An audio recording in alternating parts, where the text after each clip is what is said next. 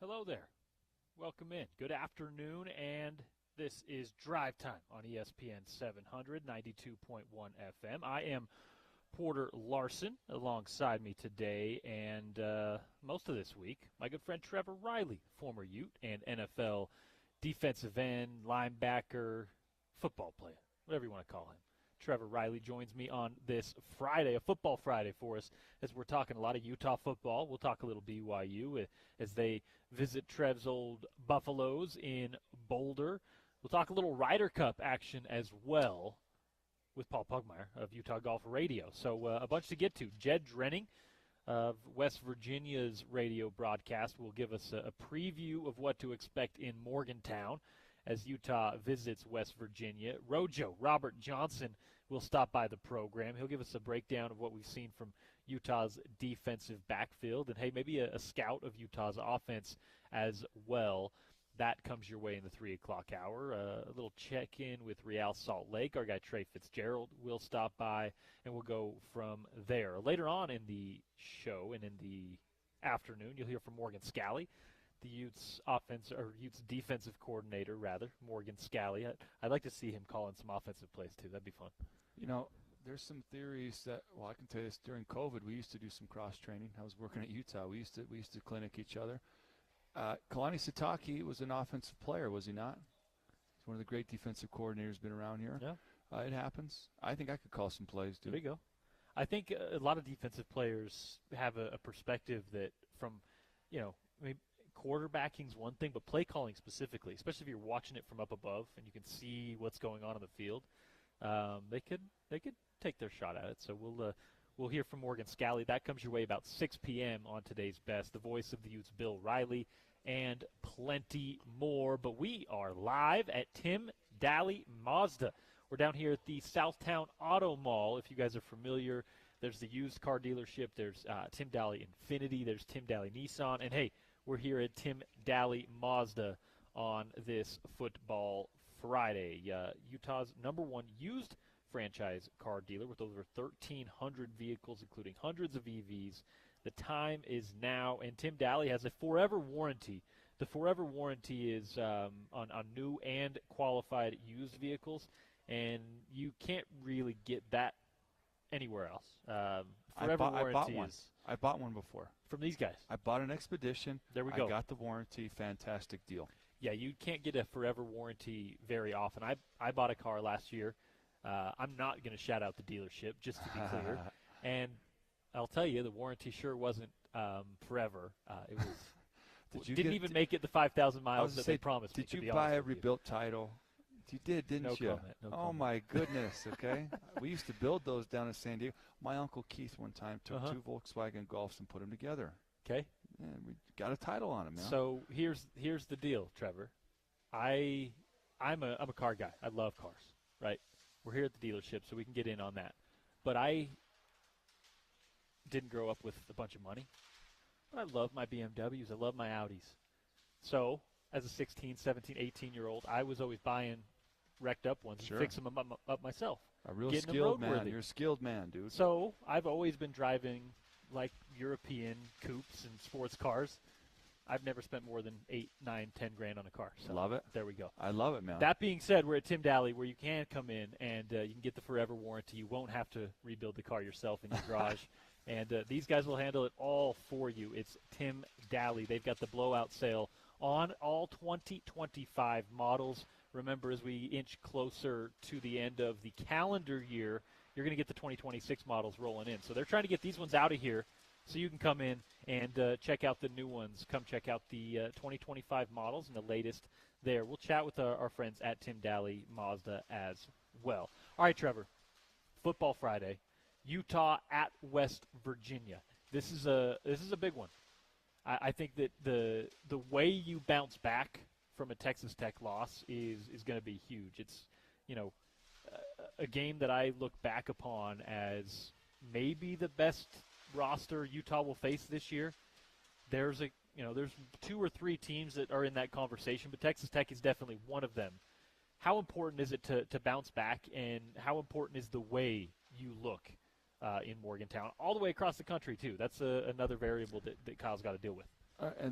I would say that's a great question. How do you need it to look? I don't want to miss tackles like we did last week on defense, and on offense we don't want to turn the ball over. Those are two things that I think from a look standpoint, those are two glaring things. Obviously, score is one thing. We want to win the game, right? Yep. We talk about some small micro things. Don't turn the ball over. How about we have one?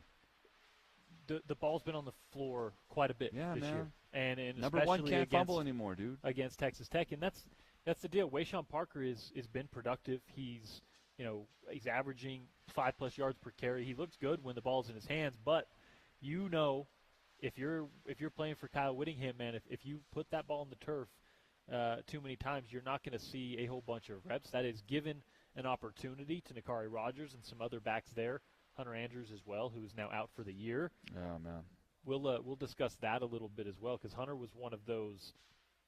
That's another guy who's played both positions. He's played some linebacker in his time. Now he's over here running the ball, listed as a tight end. I'd like to see a full-time move to tailback, but whatever. Yeah. Yes. I mean, that guy his big. Tight end. He's got good feet. His tight end He's positioning tough. Seems like it's blocking mostly, right? They're putting him as more of a flex I think they back. kind of wanted him to be a Brant Keithy. Uh-huh. Okay, but Brant was a tailback. We made a slot receiver who could block a little bit. And this kid, he's built like he wants some action. Like he's looking for contact.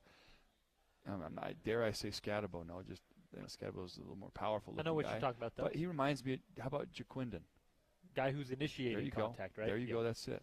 And that gave you a good short yardage element to Utah's offense. And, hey, you could snap it to him, so you got an extra blocker in there as well. It's like the tush push. How valuable is that play? If you got a guy who's converting at an 80-90% clip, dude, that's money in the bank, man. So, yeah, I think that's a big loss for Utah going forward. We'll get to the rest of the Big 12 availability reports that we've seen. Your old Buffaloes, they're full of injuries this week against BYU, so we'll discuss that ad nauseum today. But for Utah, not only does it need to look clean, they need to, no turnovers. That's the usual. I want to see them, Trevor, challenge down the field. Yeah, man. This is a team in West Virginia who you can do it against. Now, here's the other part. There's also a chance where you can get up a couple touchdowns, and you don't have to do that. You can run the ball, and I know Kyle's perfectly fine if he's up 2 touchdowns, just running stuff, just muddying it up, slowing down the second half. He's perfectly happy doing that. If that's the case tomorrow, I don't care. I still want to see it. I want to see Devin comfortable stepping up into the pocket and getting a ball downfield and across the middle, right? Those are probably the most important things to me going forward to give me confidence that this team isn't what we saw against Texas Tech on Saturday, and that was just a moment in time. Well, they have a lot of problems at West Virginia, athletically speaking, when you compare them to us. They struggle in the open field tackling. They have a hard time making big-time plays. A big part of their offense, and I faced this guy at ULM, it was the same thing early in the season. They were running basically Air Force's offense out of shotgun. A lot of running, QB run game.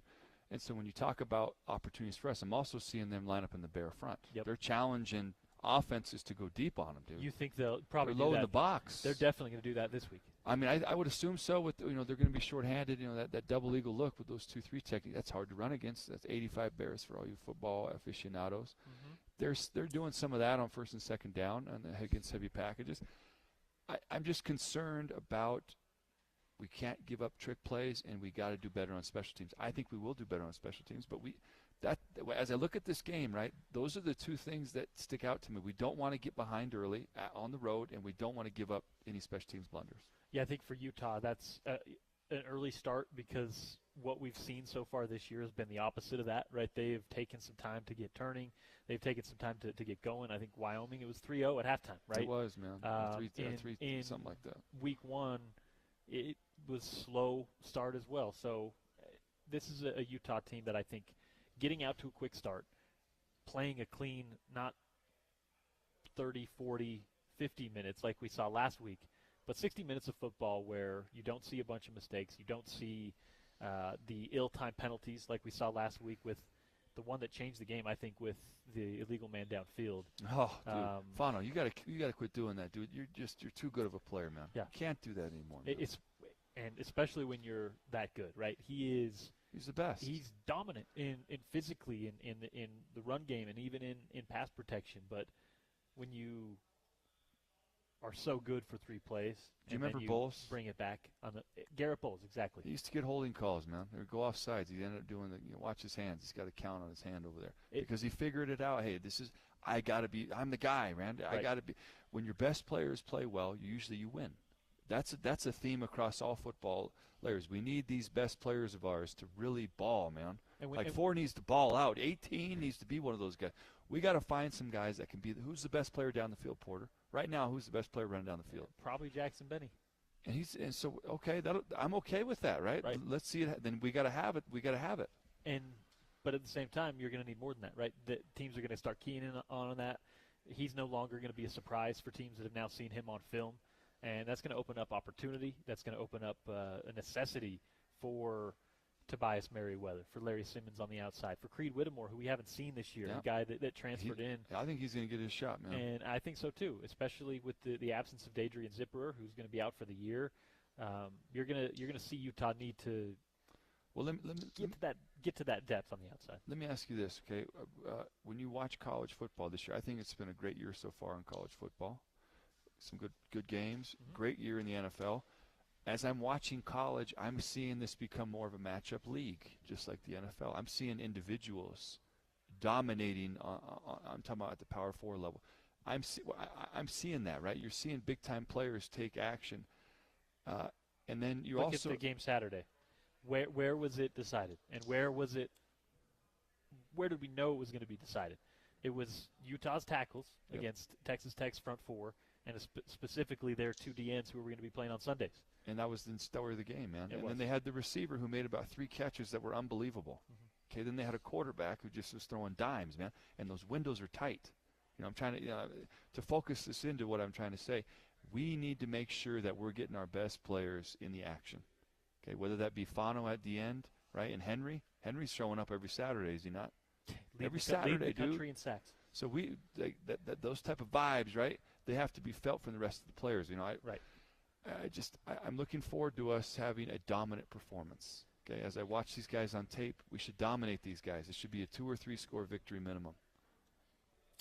Have you been to West Virginia? Yeah, I've been to Morgantown. I've stayed at the Marriott, dude. For a game? No, we were stopping through. I was driving back from Jersey. And, it's a redneck town, a little hillbilly-ish. I got lost in the hills. It's a great place to go visit. I'd probably love to play there. Gino had great things to say about it. He never had anything bad to say about it. He loved it, man. He's from Florida. It's not a place that I've been to, but I always have heard a lot about Morgantown, about the environment there. It sounds like a venue that, it's not going to overwhelm you, but it will be a fun atmosphere. So I'm excited to see Utah enter the first trip to Morgantown in the Big 12 era. Of course, we'll have that live for you on the station tomorrow. Kickoff at 1:30. I'll have the pregame show at about 9:30 a.m. We'll hand it over to Bill, Scott, and Sly at 11:30 live from Morgantown. We are live at Tim Daly Mazda at Southtown. Who do we have here with us? I'm Jake, general manager here at Tim Daly Mazda Southtown. General manager. Okay, so you guys got the blowout on the 2025 models. Is that kind of what we're focusing on today? No, we got the Forever Warranty. Yeah. So got all the usual. Absolutely, all the good stuff that's typical. But right now, what they offered us, they just came out and they said, hey, what we're willing to do is Mazda told us we're going to give you employee pricing for all of your employees, all your employees' extended families. But they didn't say for the customer. So what I'm doing, what no other store is doing, is I'm going to offer it to every customer for today and tomorrow. They come in employee pricing, so that could save thousands of dollars off of any car that you choose. 25 model on the that's on the lot currently, and I have 247 new cars sitting on the lot, so there's plenty of inventory. Give us a little lowdown on some of the models, maybe a standout that you've got here. Yeah, absolutely. So we got a couple. I mean, our number one selling product on the market is the CX-5 or the CX-50. Those are the two ones that are going like crazy. If you're looking for a third row option, we got the CX-90, and then the CX-70 is another bigger option, but it only has 2 rows. So if you're looking for a little bigger vehicle, only 2 rows, more cargo space, we have the CX-70, and then we have a car for everybody. So we got the CX-30, which is the smaller model. And then we have this Mazda 3 sedan, which is the only sedan that Mazda carries, and it's the number one selling sedan, obviously, for a long time for Mazda. But we have all sorts of offers on, the employee pricing. That's thousands and thousands off, and we're stacking it with everything else. We're doing 0% for up to 63 months on the 50, 0% on the CX90 for up to 63 months. So you get employee pricing plus a 0%. If you have extra, loyalty incentives, or there's extra incentives on the car, you're going to get those on top of everything else. We're stacking everything for you this weekend. And again, it's all on these 2025 models, the CX models, the crossovers. A really good selection. You mentioned 240 plus on 247. Currently in stock. It's 10785 South Auto Mall Drive. You guys know where the Southtown Auto Mall is. Come to Tim Daly Mazda and check them out and stop by. Tim will set you up with I'm sure a test drive and checking out one of these 2025 models. How long on this particular the 2025 blowout? So we're doing it Friday, Saturday. We got until Friday, Saturday is the employee pricing plus the blowout, when we're going to be blowing out cars all the way through Tuesday, which is the end of the month. And but the employee pricing plus everything stackable is Friday, Saturday. I was going to say, the employee pricing is what's going to probably get you in here. If anyone who's ever worked at a car dealership, yes, probably that's when they bought a car. Yeah, because absolutely. You can get those so you're talking thousands of under even invoice price. It's $1,000 under invoice even, plus you're going to stack anything else on top of that. So there's no better time than now to come down and check out a new Mazda. Get into a new Mazda. I promise you'll be happy. You're going to save a bunch of money, and Mazda also has one of the most loyal car-based people there are, and it's for a reason. It's because Mazda is such a great product. So come down, check us out. My name's Jake. I'm the general manager. I'm going to be sitting on the desk for the next 2 days, making sure that I'm working the car deals so you guys get the best possible deal. All right, Jake. It's the 2025 blowout, the employee pricing. You're getting these 2025s out of the way, though, for, I'm sure, an exciting new line. Do you know anything about that yet? Yeah, so the all new 2026 CX-5s are going to be landing in next year. So these 2025s that we've already taken inventory of, the stock that we're going to have to move out, the brand new all redesign of the CX-5 is going to be absolutely gorgeous. And it's completely different. So excited for everybody to see that. Awesome. Well, that is Jake, the general manager here at Tim Daly Mazda in Southtown. It's 10785 South Auto Mall Drive here in Sandy. Stop by, say hello to Trevor Riley, former NFL and Ute linebacker, and myself. I am Porter Larson. We are filling in for Spence Checketts on the drive. Back with more on the other side. Jed Drenning of West Virginia. He is on their radio broadcast. He's going to stop by and give us a little lowdown on the Mountaineers, a little preview of what to expect in Morgantown before we have kickoff tomorrow, right here on Utah's #1 sports talk in your home of the Utes. It's ESPN 700 and 92.1 FM.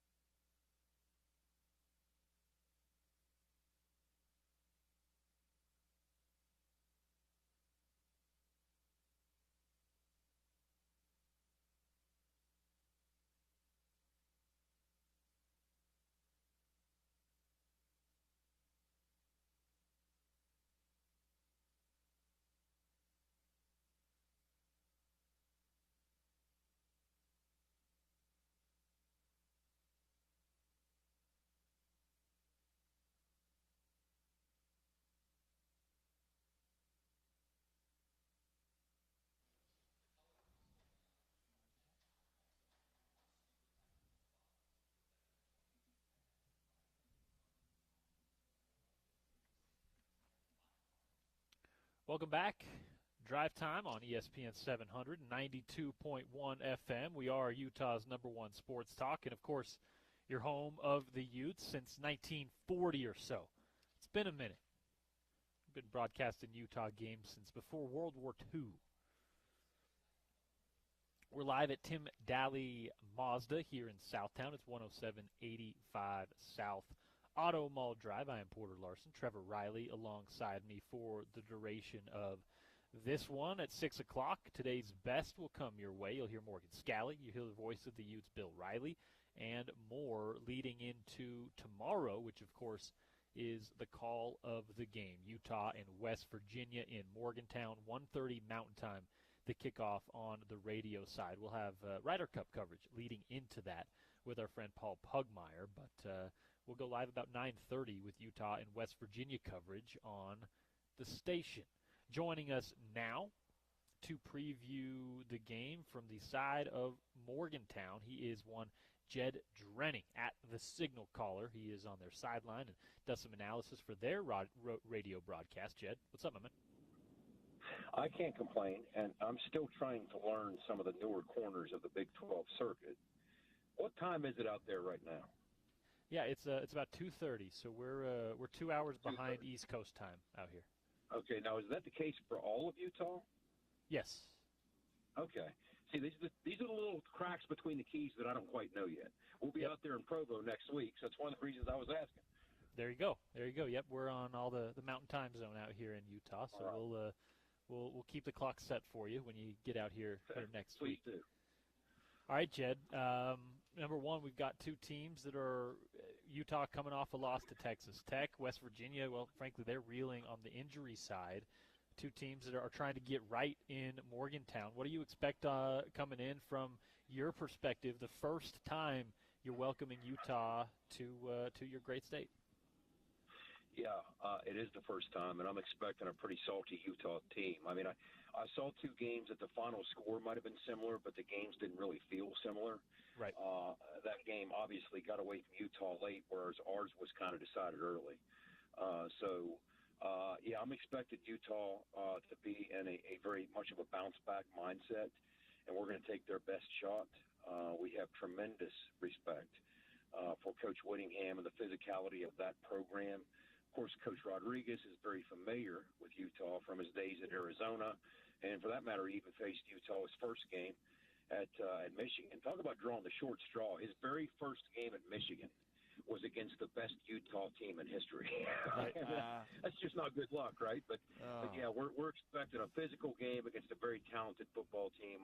I think, like I said, that final score last week against Texas Tech, as talented as they might be, was a little misleading. And we know that you guys have a really good football team right now. So, question for you about your guys' offense. I know it's been a carousel over there at QB. What do you think? What do you see? What do you see for this game? Well, our injury report, I think, includes 11 right now. Oh, my goodness. Yeah, it started out in the first quarter or early in the second quarter of the Ohio game. We lost, without question, our most dynamic offensive playmaker in Jaheim White for the year. And at the same time, we lost one of our two top receivers, Jaden Bray, and the injuries have kind of piled up ever since. We got dinged up quite a bit more against Kansas. Now, in the quarterback room itself, what's odd about that is, for all the concerns that we might have had from the roster that Coach Rod has tried to glue together since he got here, with 81 new faces on it, the quarterback room has probably had maybe a little more depth than the others. There's a lot of parity in there. Nobody really found a way to separate in any significant way. Nico was the most efficient in some of what we were trying to do, which is why he was kind of the starter through the first four games. But we have four other guys in there that have all demonstrated an ability to make plays, make some things happen. We have a couple young guys and a couple transfer veterans. They have unique skill sets. They're all pretty athletic. They can all push the football vertical in their own way, but they have to demonstrate some element of consistency, and that's what's been lacking. So if you can be productive or not being counterproductive, that's what we're looking for. And Jalen Henderson will start against Utah, the Texas A&M transfer, another southpaw, athletic guy, big kid, nice arm. And I don't know how much he'll play. We'll see. It might be good news if he goes the distance, but I'd be very surprised if he does. I wouldn't at all be surprised if we play 2 or 3 quarterbacks again as we try and sort through this. Well, and let's expand on that last point you just made. I know you mentioned the injury report is long, but I think the quarterback position, specifically against this Morgan Scalley defense, is one we can zero in on. How many reps have been taken between those guys in game and in FBS football, and how prepared do you think they are for a defense that, if they are guys that are new to the field, Morgan's going to, I can almost promise you, send a lot of pressure. Well, you could be a Peyton Manning veteran or a rookie hot off the bench, and Morgan Scalley's going to send a lot of pressure. I mean, that's just the nature of what's going to happen, and that's part of what makes Utah who they are. But this is where the nature in which Rich does things a little differently comes into play. Yes, we're a tempo program through and through, and that's what everything we do is heavily predicated on. I played for Coach Rod 30-plus years ago, and there were only 2 or 3 spread teams in the country. We were a small college team doing it, but of those spread teams, he was the only one back then going full speed, up-tempo, no huddle in the early 90s. So that is who he is, that is what he does, and that's also, by the way, how he practices. People that come to watch us practice invariably walk away saying, I've never seen anything like that. We squeeze so many reps in at high velocity in such a short time that you're able to rep 4 or 5 kids where most teams can only rep 1 or 2. So that's where something like this matters. So everybody's not just getting reps, but everybody in those 4 or 5 is getting reps even with the ones. Now, there's a difference between reps in practice at any velocity and actual reps between the lines against a defense the caliber of Utah's, and that's where somebody has to find a way to separate, because there's no doubt about it. What's going to happen, we're banged up everywhere, including up front. When you're banged up at the point of attack, what you want to do is you want to challenge a team offensively and test their communication across the offensive line. That's something Utah is very good at doing with those different blitz looks that they administer, and that's going to be one of the many challenges we do face. Now, if you can diagnose that and get some answers, then you have an opportunity to create a few creases, get some daylight. Now, the downside to being that aggressive on the defensive side with that much man coverage is the second level tends to evaporate, but you got to get there, and that's the hard thing with Utah is getting there. Finding that crease, finding that crack, and getting to that second level. And it all starts with communication. We have to communicate perfectly up front against what Utah is going to try and do. And let's face it, this offensive line is not just banged up, but they've only been together for 4 games. It seems if I go back and think about Rich Rod's offenses over the years, I got to play against him in 2012 and 13, 2011, 12 and 13. Oh, okay. Coached, and I got to coach against him. I was at Jackson State when he was at ULM with Coach Bowden. Oh, okay. So one thing that's a hallmark of his offense is, in my opinion, always a great tailback. Kadeem Carey at Arizona, he set all kinds of records. Is there a guy, if he's not the guy, I haven't seen a whole lot of tape on you guys, but I'm just, in general, is there a guy on the roster that you feel that fills that void or that role? A great question, and he does find a way to dig some of these guys out of the woodwork sometime. I've actually studied the tape on that game you're talking about, that 12-7 Jackson State game. I remember watching that game. But at any rate, last year, for instance, at Jack State, he had a Division II transfer in Trey Stewart that they didn't really recognize as the starter until a couple games into the season. The guy ends up running for 1,500 yards and gazillion touchdowns. He kind of came out of nowhere. Steve Slayton came out of nowhere at West Virginia. Wasn't a very highly or much heralded guy coming out of high school. Sometimes you find those guys. Kadeem Carey, who you're familiar with when he was at Arizona. Right now, we were hoping that guy would be Jaheim White. Jaheim White was a perfect, hand-in-glove fit in what Rich does offensively. Then Jaheim went down, and then we were struggling before the pick game to try and find an answer.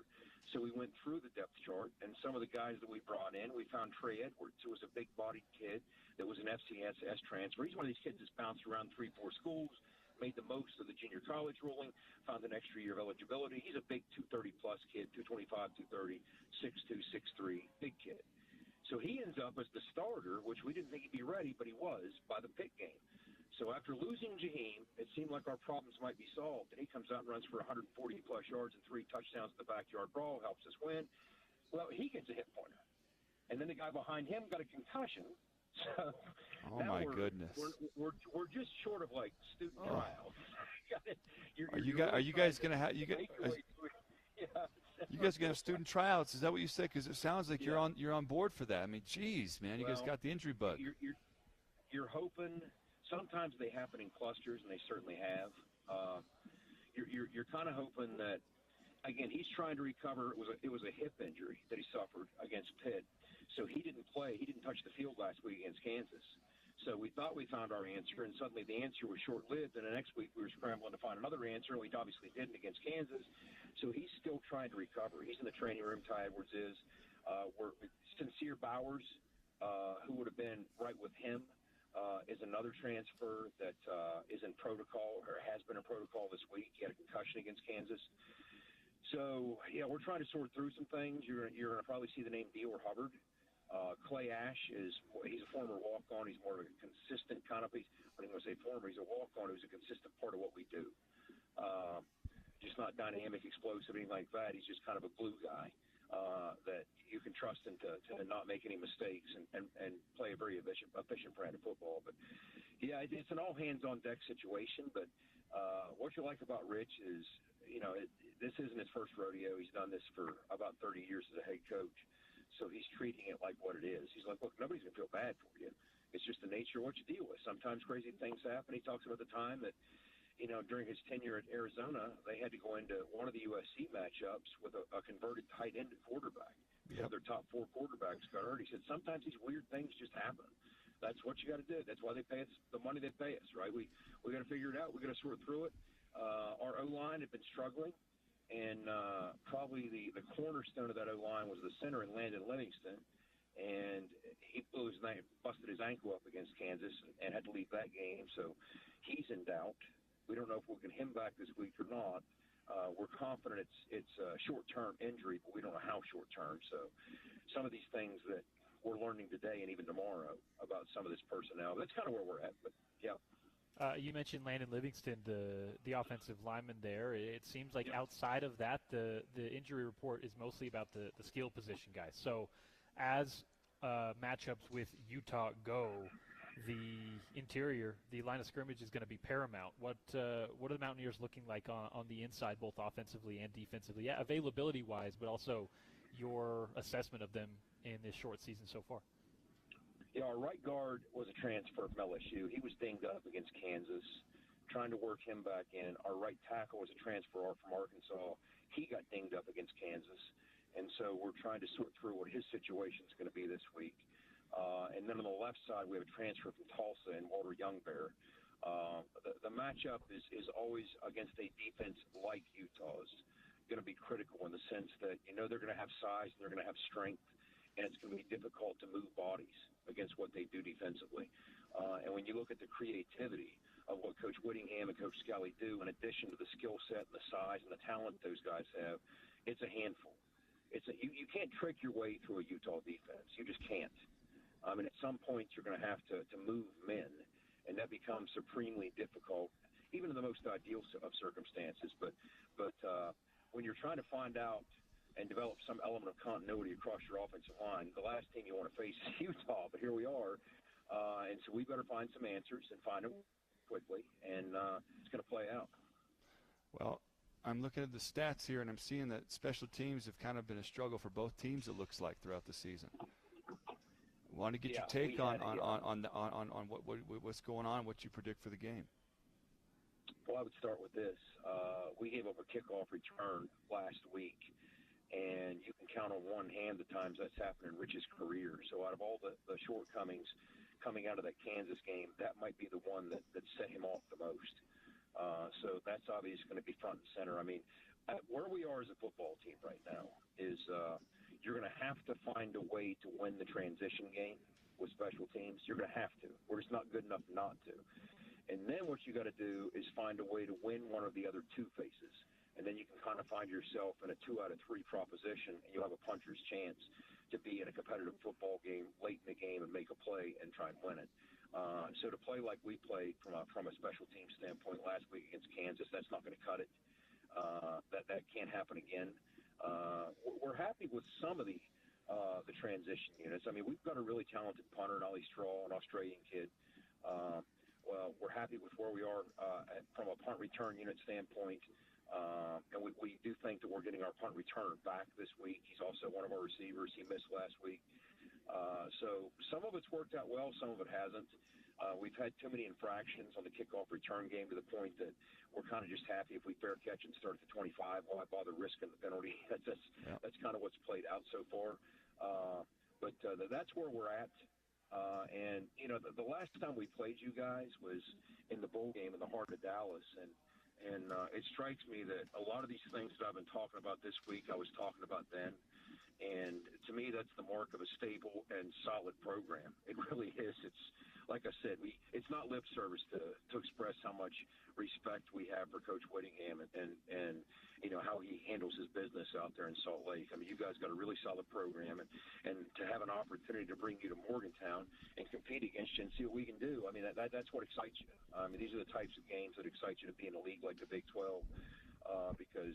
Like I said, nobody's misled by what played out against Texas Tech last week. We're acutely aware of what Utah brings to the table and what we're going to be facing in Morgantown. Okay, shifting gears just a touch. For those of our fans who are going out to Morgantown for the first time, can you give us some restaurants, maybe places to go, anything hopping tonight? What do you got for us? I would say the Fish Bowl. The Fish Bowl is one you're definitely going to want to try out from a restaurant standpoint. And I would also say this. If you're going to come to West Virginia for the first time, don't leave without getting some pepperoni rolls and try 2 or 3 different kinds to see which kind you like most. It's a preferred taste in West Virginia. Like, I don't know if you guys know the history of the pepperoni roll, but it started in West Virginia, the coal mines, because the miners' wives had to find something that was long-lasting or would last a good while underground during these long shifts. So they started baking sticks of pepperoni inside rolls. Well, now it's become a West Virginia staple. So sometimes they have cheese in them, sometimes they have sauce in them, sometimes it's chopped up pepperoni, sometimes it's stick pepperoni. So definitely, without question, try 2 or 3 different types of pepperoni roll at 2 or 3 different places and see which one you like best. Good to know. Good to know. I'll crush about 4 of those, dude. I would say that sounds fantastic. fantastic. Hey, I'll tell you what, when we're in Salt Lake, I'll bring some out because on road games I travel with them, absolutely, because you never there you go. Without having a chance to eat. And, you guys can sample some. We'll get you a pastrami burger, which is weirdly a Utah. Oh, that sounds great. It's a Greek thing. Deal, absolutely. Speaking of Morgantown and West Virginia from like an institutional standpoint, we're in a transitional phase of college football in totality, right? We're talking about conferences, we're talking about TV rights, we're talking about all of the above. Where do the Mountaineers sit in that conversation? Because it's a conversation we have here as a school that is obviously really competitive, but still, kind of in that mid-major to major area, but we're not exactly sure where they fit in that conversation. I'm sure there are similar conversations going on in Morgantown and, maybe concerns or curiosity of what the future of college football looks like. Yeah, nobody has the answers, obviously, right?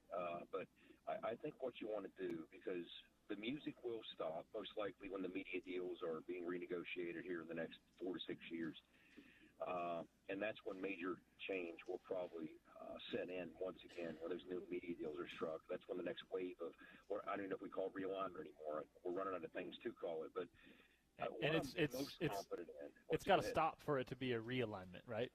It seems like it's something that's more continuous than anything. At some point, it's no longer a blitz; it's just your base defense, right? So, exactly. Yeah, and that's kind of where we're at with this. But I would say the thing I'm most confident in is our leadership team, and that's what's going to matter. Because I think once the music does stop, and you're looking for a chair to take a seat in, I think it's going to be critical that you're shiny and you're ready. And you're looking your best from a brand equity standpoint. I do think that's going to matter. And the leadership team that we have, starting with athletic director Ren Baker on down, he's very savvy to the new ways of the sports world. So I think we're in a good position there, and his vision is really serving us well. And that all starts with, squeezing blood from a turnip in some cases, right? You got to start stacking pennies and creating revenue streams where they heretofore didn't exist. We just in the last handful of days announced the naming rights deal that was with the Coliseum. It's now the Hope Coliseum, the Hope Gas Coliseum. And so that type of money is going to be instrumental. These are revenue streams that didn't exist before. And it's unsustainable if you don't do that type of thing or continue to do that type of thing and create those streams that you're not accustomed to having. So I'm pretty comfortable and confident with where we're at. And for that matter, I can't speak for Utah, but just as this is from the perspective of from an outsider, I would like your chances. I mean, why wouldn't I? You know, I mean, you're in a large market. You're a consistent brand. You have a following. Yeah, I mean, this is just me being objective. Before you were in the Big 12 or anything else, just as a college football fan looking at the University of Utah's football program for the last couple decades, why wouldn't that be appealing, right? So if those types of things matter, which on some level, despite their best efforts to get them not to matter, I think they'll still have to, okay? And I don't know if we're heading towards 2 super conferences or what it might look like, but what it all comes down to, and this is at the risk of getting too far out in the weeds, I'll leave you with this. I've heard this analogy before, and I do think there's merit to it. Back in the 1960s, the commissioner of the NFL, Pete Rozelle, had to convince the Chicago Bears and the New York Giants that the best thing to do was get him all of the league inventory, and he would be the one voice negotiating for the entire NFL. Well, the reason he had to convince the Bears and the Giants, because they were the only 2 teams in the league with their own deals carved out. NBC Chicago, CBS New York. They're like, why would we do that? He said, trust me, we'll all be better off. And they did trust him, and now it's the most lucrative venture in the history of sports or otherwise. That same vision is going to be required, I think, of the Big Ten and the SEC.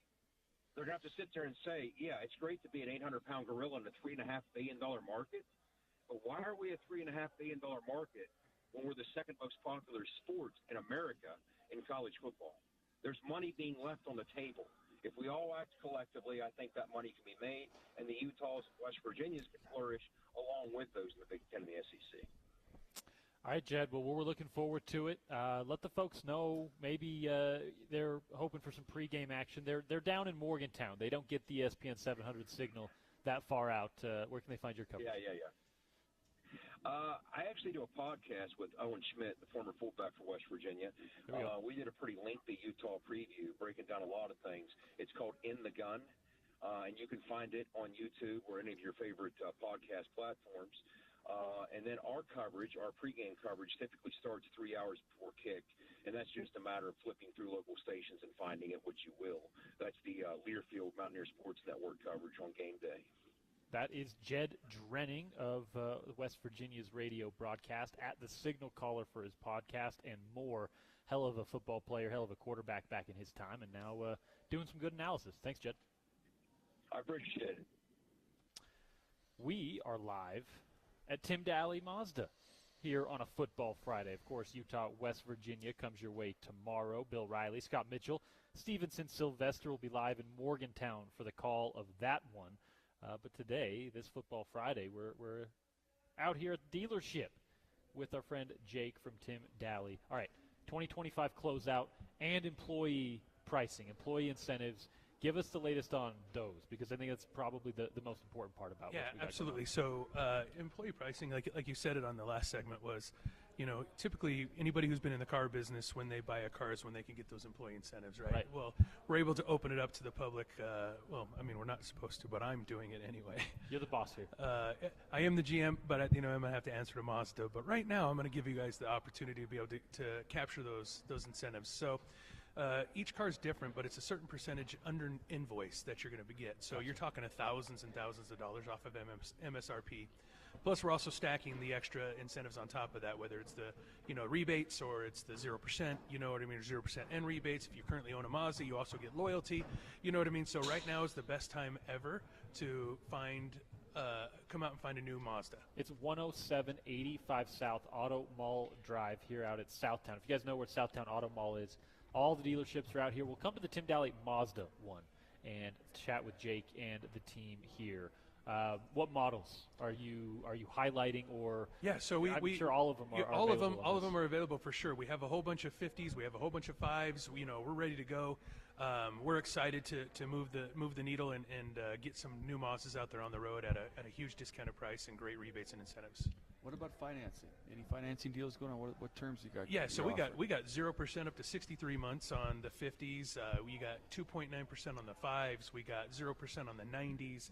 Yeah, so we got 0% plus the extra employee benefit as well. So, come down, see us, take opportunity. You're going to get both of those things. Here's the real kicker. You give someone employee pricing. You give someone the 2025 blowout sale. You give someone, as he said, the 0%. The 0%. Yeah. Do they still get the warranty? Yes. Wow. What? You get the forever warranty. That's forever. a twofer called a four. That's a four-fer, dude. Yeah, that's a four-fer. big deal. That's There a you Come go. on, man. Four-fer. We're going to make you buy a car today. Come buy a car. Tim Daly Mazda here at Southtown. That's our general manager, Jake. He'll be back with us fellas. throughout the show. It is Tim Daly Mazda. And the website, timdalymazda.southtown.com. You guys can go there, check out the inventory, and then just stop by. See these cars in person, say hello to us. Maybe say hello to the other station as well. There you go. We'll give them a little grief at the commercial break. Trevor Riley to my left. I am Porter Larson. We're filling in for Spence Checketts on the drive. We'll be back on the other side. Robert Rojo Johnson, the former Utes and NFL safety. My homie. Rojo joins baby. the show on the other side. This segment brought to you by our friends at IFA Country Stores. IFA Step 4 Winter and Fall Lawn Food. Get you stronger roots now and an early green up next spring. It's the ultimate lawn owner power move. More at your local IFA and at IFA.coop. IFA Country Stores, helping to grow the things you love. Back on the other side, more of the drive on ESPN 700 and 92.1 FM.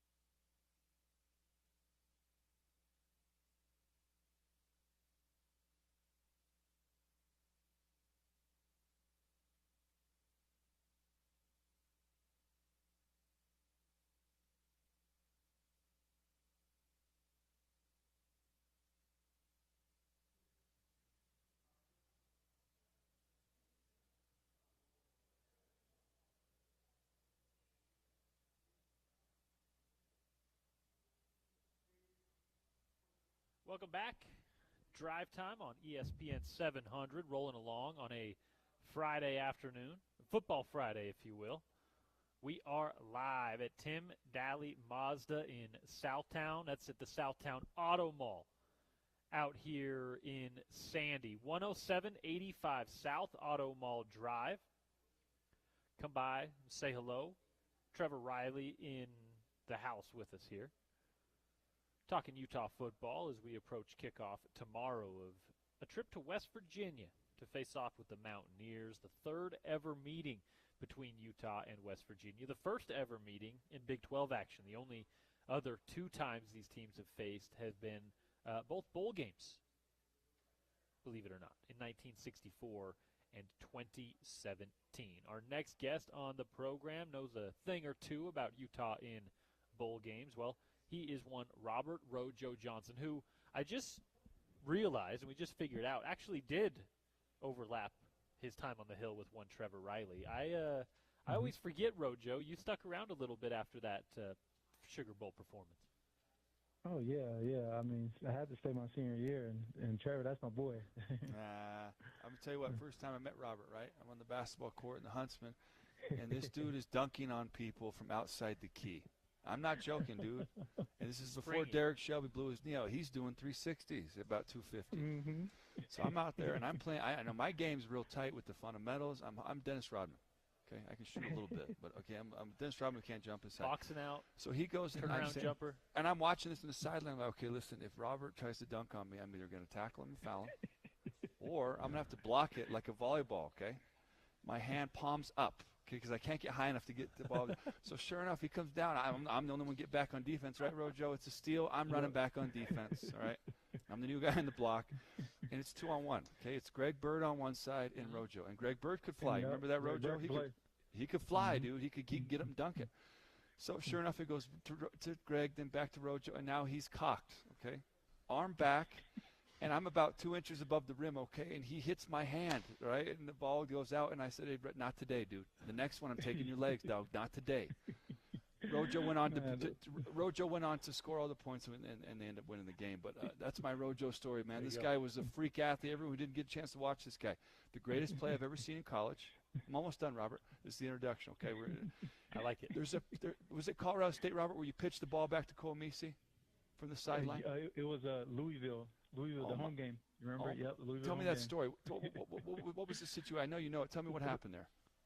R.J. Stanford stripped the fumble. He stripped the receiver, Guy. His last name was Guy. I can't remember his first name, but last name Guy. And R.J. stripped him.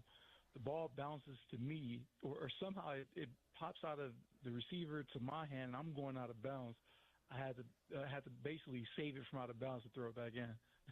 It's unbelievable, man. So Robert Johnson, for anybody who doesn't know, now you know this is a real deal Holyfield athlete, man, and a winner too. A ball hawk, of course, a playmaker extraordinaire at the college level and the NFL level. And Rojo, let's rewind a little bit. You guys were talking basketball coming in. Both of you guys, I mean, you didn't necessarily play at a higher level than maybe preps or whatever, but there's a theme, and it's not unique to Utah, but it is something I've noticed at Utah where Morgan Scalley and Kyle Whittingham, they love going and getting athletes that may be, not huge football recruits because maybe they haven't played football their entire life, or they just don't have the film on hand to be a high-level recruit. But they go and watch these guys play basketball or do track or whatever it may be and see traits that they like to translate to the field. I'm talking Stevenson Sylvester, Julian Blackman, Nate Orchard. You can keep going down the list. Dalton Kincaid. These are guys who played basketball at a high enough level that Morgan went and watched film on them in that setting and liked what they saw on the field. How do you think that dynamic works when you're recruiting, and especially at Utah, a place that seems to be open to that kind of thing? At the very least, Robert, to get an edge in recruiting. Well, I mean, that's a good thing that you observe right there, because you got to think about it. Coach Witt, his biggest thing is like, I'm going to put you in a position to be successful you're not really going to come in and play the position that you think you want to play. And Right. that's pretty much the same thing when you look at a basketball recruiter, just another sport type of player. Because back then when we was playing, Trevor, you remember Dallin Rogers? Dallin Rogers was a basketball player. Of course. Dallin was really a really good basketball player, but somehow, some way, the University of Utah and Coach Whittingham, they always figure out a way to put a player in a position that they feel that works best. And, that's one of the best things about the school. The only thing I didn't like, though, was that Coach Witt is big on playing one sport. And I think now he's starting to maybe get a little bit more loose about it. But let Caleb Lohner do it. Yeah. When we came in, man, most of us ran track, and we was just like, we want to run track, but it's not no men's track team at the University of Utah. So you can run into invitationals, but Coach Witt didn't want that to happen either. So spring ball. To Robert's point, Coach Witt was running a football team, and I had an opportunity. Robert, you guys remember when? We fired the coach in 2000, and it was the year Chris Kupets was our best player. We were really bad, man. Yes. No offense to Chris. Okay. Going into that season, that was the first year they hired Larry, I think, Kriskoviak. Mm-hmm. Tommy was the assistant coach. My brother played from Westminster. And so they say, hey, we had – remember Will Clyburn? Do you guys remember Mr. Clyburn from Iowa State? A little bit. Yeah. Okay. The whole team transferred out. It was when Boylan, they fired Boylan, right after Boylan. And so I had an opportunity to go – I've told this story before – be an 8th, 9th, 10th man on that team. And to your point, Robert, Coach Witt's like, I don't think it's a good move. Kalani said, yeah, go ahead and do it. But Coach Witt's like, yeah, you got to focus on football. What about spring ball? So I think you're right about that. We're seeing a lot with the two-way players. Who has impressed you on the two-way side for the Utes, and who do you expect to have a good game against West Virginia? Well, I mean, like, just to think about it, I've always been a big fan of Snowden. I've been a big fan of him. Like, when he first got here to Utah, like, when we was recruiting him, I was like, yo, this kid is going to be good. So to see that Coach Witt and the coaching staff, they decided to dive into a little bit of Snowden background and see that he's pretty good on offense.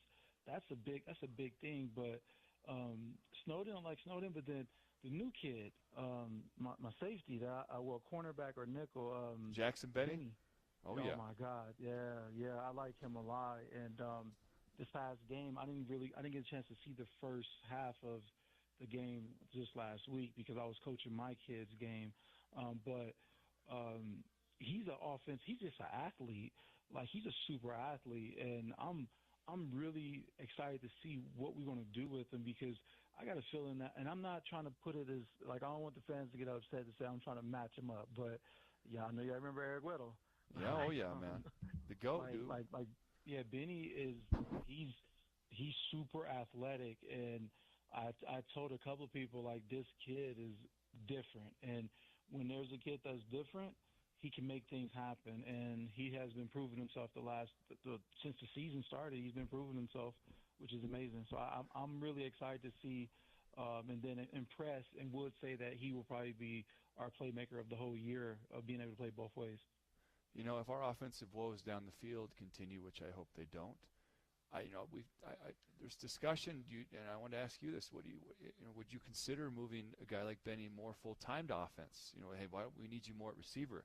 Is that something that seriously would be considered in your opinion? It would, from my opinion, it would have been an option if we would have had Rabbit. If Rabbit would have never got injured, to me, Benny has to now step in a higher role because Rabbit Evans got injured, and that changes up the dynamic of the defense. So it's hard to place. It's really hard to place key players on offense, knowing that you have some key players missing on defense that play close to the same position. Because I think Benny can play safety as well as play nickel, corner. He can play all the secondary positions. But now, since we're missing a body, he's more important that way. Rojo, zeroing back to Trevor's question, what have you seen from a safety standpoint? Not only a safety, but a guy who played center field as good as anyone I've ever watched at the college level. What has been Utah's struggle getting the ball downfield, getting the ball down to the middle of the field specifically? We're a month in, and the one time we've seen it so far this year, it got called back in that last game against Texas Tech. Well, for my thoughts of looking at everything, I have to always be open-minded to understand that this is a new offense. Right. It's a new offense, and I know that our offensive coordinator and the our quarterback and our running back and maybe one of our receivers, they all was within the system. But you have to remember, this is new for Utah in general. So we still trying to get it all together, and it was great seeing some of the explosive plays that happened UCLA game. And then, Wyoming came around, and then Cal Poly was whatever, but then we go to Wyoming, and you start seeing some little bit of holes, some little bit of some worries, and things like that.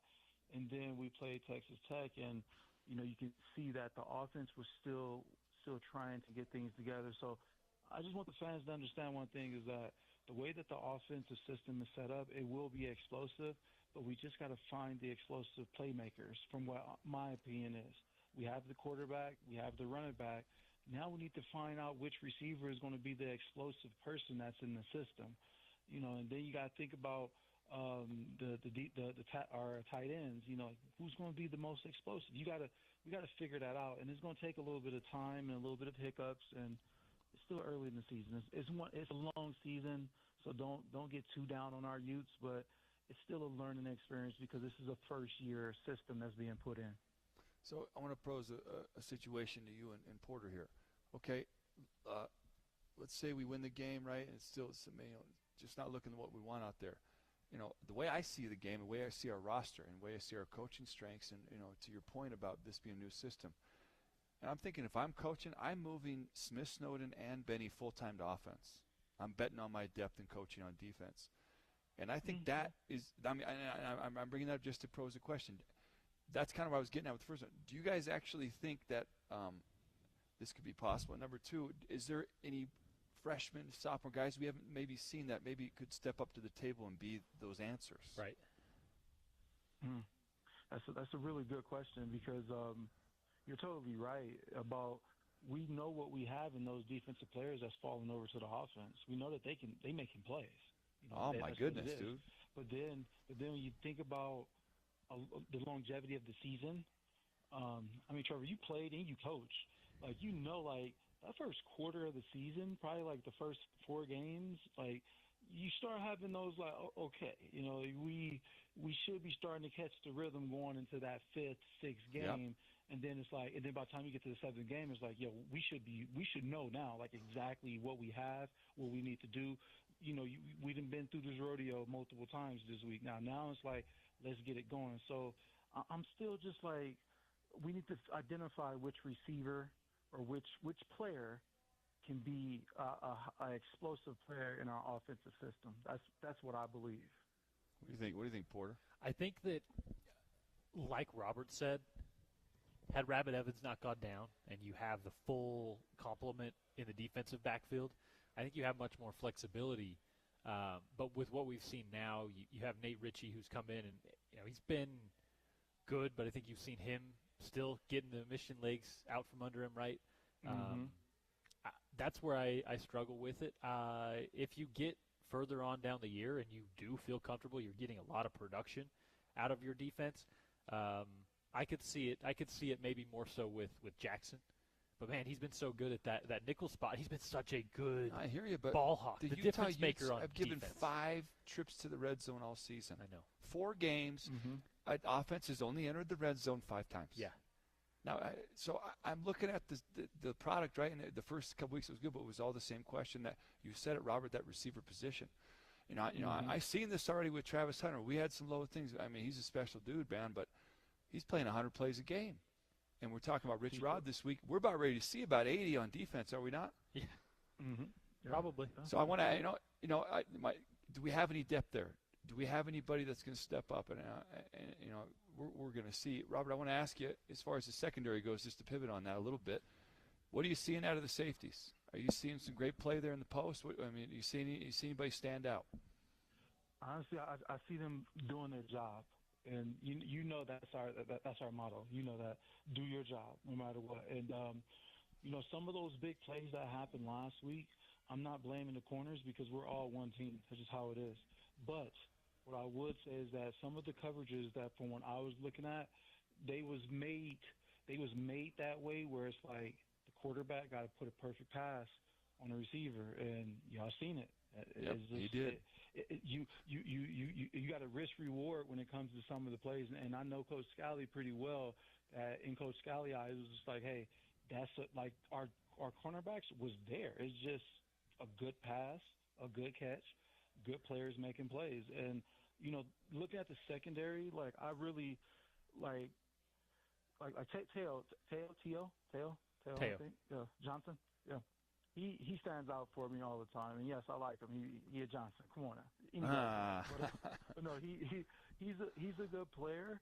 But what I would say is that our safeties and corners and is nickels, like nickelbacks for some of the fans that don't know, the nickels and the dimes are corners pretty much, and they're secondary. They're playing really good. They are. Last game, I mean, it's hard to give excuse, but they got tired. Players get tired, and when you're on the field for that long, for that many snaps, and whether you're a home game or away, you get tired. It is what it is. And it was a lot of times during last week where we was running like a cover zero almost, or a cover one press, cover 1-2 on top of that. So, the secondary is fine. The safeties, I like Johnson. He's good. He's great. I haven't seen anything that got thrown over anybody's head as a safety-wise. But, I might have been mistaken that I haven't been paying attention to all the games, especially last week. I didn't see the first half. But I know that our secondary is doing what they was told to do, make the quarterback make a perfect pass. That's just how it goes. Yeah, I mean, you go back to the film against Texas Tech, and there were a lot of plays where, especially late in the game, where Utah was there, the execution was there, the assignment was there.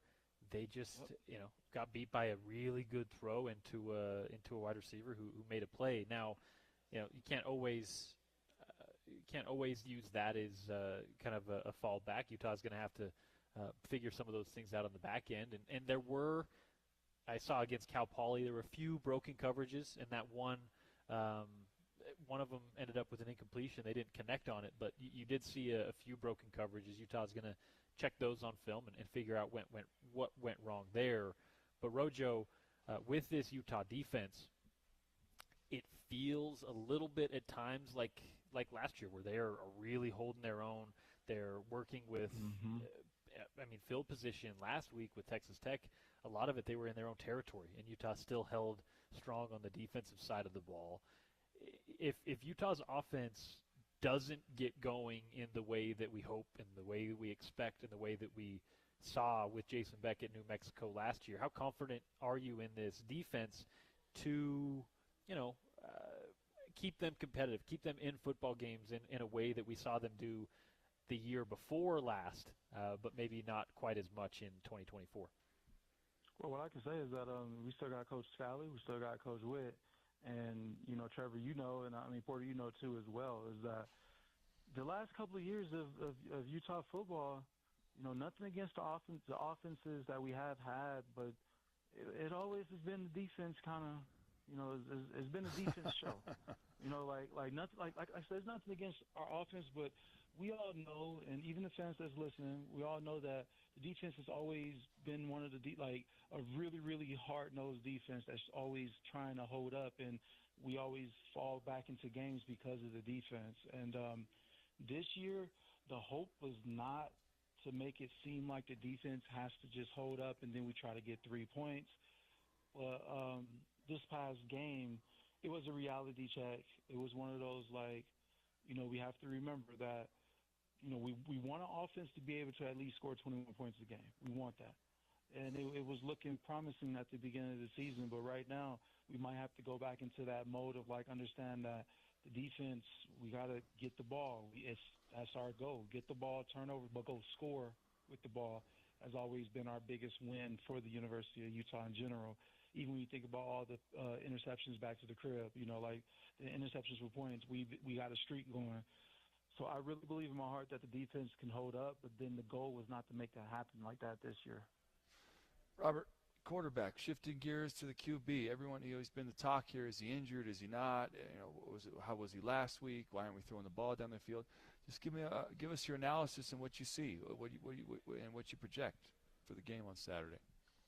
Well, I feel like it sped up last week for him. I don't know why I felt like it, but I mean, I had my thoughts when Utah played against Wyoming 2 weeks prior. I was like, Wyoming played against this quarterback. They're gonna kind of get the good feel of like I know what he's doing. And then I just felt like Texas Tech pretty much just watched that film, and then they just did what they needed to do. And it's going to be like that for the rest of this year. But I think West Virginia, they don't have a deep defensive line like Texas Tech did. So you will have probably some players on West Virginia that will not be disciplined enough to stay in their position or stay in their spots or do their assignment, stay in their assignment.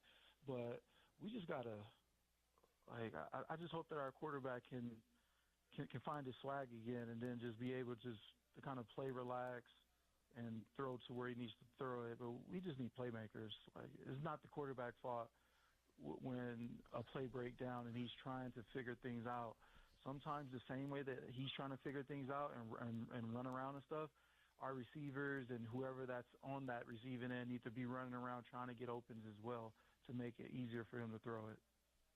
Rojo, Utah, obviously a team that relies on their defense. They rely on running the football, and we've talked ad nauseum in this interview and throughout the week about their need to get the ball down the field and try to get some of those more explosive plays. How much of that do you think is, by necessity, using the pass game, using the throw game, or can you construct an offense with explosive plays where those explosive plays are, not necessarily throwing the ball 40, 30 yards downfield. They're all chunk plays in other ways, specifically on the ground. And a lot of times, as Utah was doing it this season so far, they are non-traditional. They're direct snaps, they're reverses, they're jet sweeps, stuff like that. How much of it do you think needs to be through the air to keep a defense balanced?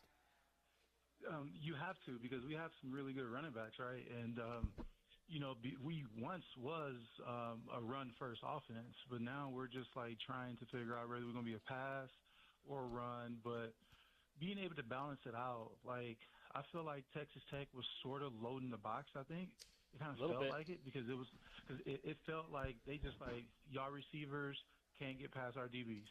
It's just what it is. So if you have some teams that's doing that, the best way is to start running those play action and getting our quarterback outside the pocket so you can see some things where he can make those decisions to run or pass, and that's the threat that helps us win games. Okay, let me give you guys my starting five, okay? It's third down. This is my starting five at skill position, right? I want Benning at X. Okay, I want 2 at the slot, Snowden. I want 88 at the other slot or tight end. And then whatever, we can put whoever you want out there at the other receiver. Davis, I'll take Davis out there at Z. Then I want number 1 at tailback, number 4 at quarterback. What do you think, Robert? That sounds good, but you don't want to run out your defense. You don't want your defense to get too tired, especially if the offense don't. I'm just thinking like a head coach. Yeah. Like, head coach, these are the guys I want. I'm saying, is that a thing that you, as a defense, right, you're a defensive guy, do you see that as, you come out there and that looks a little different now, doesn't it, on third down? You're coming out with that heat? Different. Yeah, because now you got some weapons. Now, you can make some things happen. So I'm looking to see if we can find some answers there, but if not, I think that's our backup plan. Robert, you got anything going in your personal life? What do you got going on, man? What are you up to? Well, right now, I'm sending my son Aiden right now to Frightmare. He's going up there to Lagoon, doing that, and then Saturday I'm coaching Adonis, my youngest Adonis flag football team. We got another tough game. We lost our game last week by 1 point. Gosh, 1 point. And then this year, this game we're gonna have some fun. So I'm coaching flag football 6-year-olds. So what a guy. That's oh my God. Give Aiden, give Adonis our best this weekend. Good luck to those guys. We appreciate your time as always, man. Thank you. Go Utes. That is Robert Johnson, the former Ute and NFL safety. I mean it when I tell you, when you're talking like a center fielder, as far as the safety goes, that guy who can read and react to the ball in the air. There's not many that I've seen do it better than Rojo at the college level. I've never seen one better. Never. Okay, it reminds me. He was his own version of Honey Badger. At our level, he was just everywhere, dude. Everywhere. So, what kind of deals we got going on here with Mazda? What's going on here? Tim Daly Mazda at Southtown. It is the Southtown Auto Mall. We're at the Mazda location, 10785 South Auto Mall Drive. Trevor and I have been talking to Jake about the employee pricing pretty much the entire time. You're going to get the employee pricing. You're also going to get 0% interest for 63 months, up to 63 months. You're going to get the blowout sale price on the 2025s. And on top of that, this is the one that I don't think you get really anywhere else. We do shows at dealerships all the time. I won't name names. We're not in the business of starting any beefs out here. But I've never had a lifetime unlimited warranty the way that they do at Tim Daly. And it's not, little fine print where the warranty's void on all these little things. It's, you get your service done here, you buy your car here, and they give you that warranty, the unlimited warranty. So it's like a family, man. Once you buy in, you're in. Well, and that's kind of the point, right? They want you to maybe buy a car here, and then maybe down the road you buy another one, or you recommend to a friend. That's kind of It's a volume dealer. We like it. Yeah, I like it. So Tim Daly, Mazda, 10785 South Auto Mall Drive. Blowout sale on the 2025 models. They got to make room for those 2026 models, and you can find all of them right here at Tim Daly Southtown. Back on the other side, guess what time it is? It's Ryder Cup time. Paul Pugmire of Utah Golf Radio joins the show to give us the latest on that. It's Team USA versus Europe. We'll give you guys a scoreboard update there and preview the weekend of golf coverage as well, right here on Utah's #1 Sports Talk. Porter Larson and Trevor Riley filling in for Spence on the drive on ESPN 700 and 92.1 FM.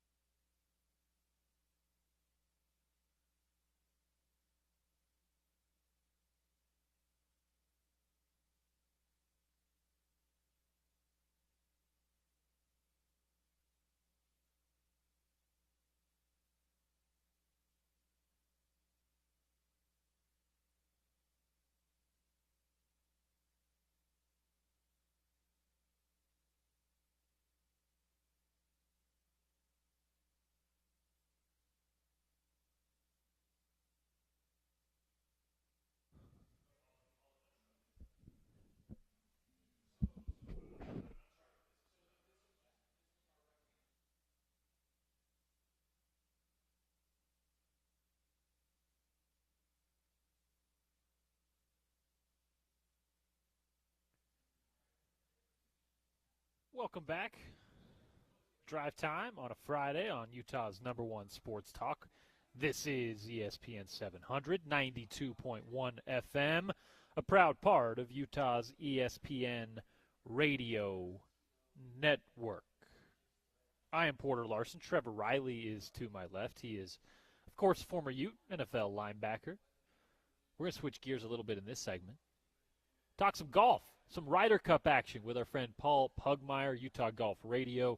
Of course, you can hear him each and every week, every weekend, every Saturday, 8 to 10 a.m. on ESPN 700. Paul, happy Ryder Cup Day.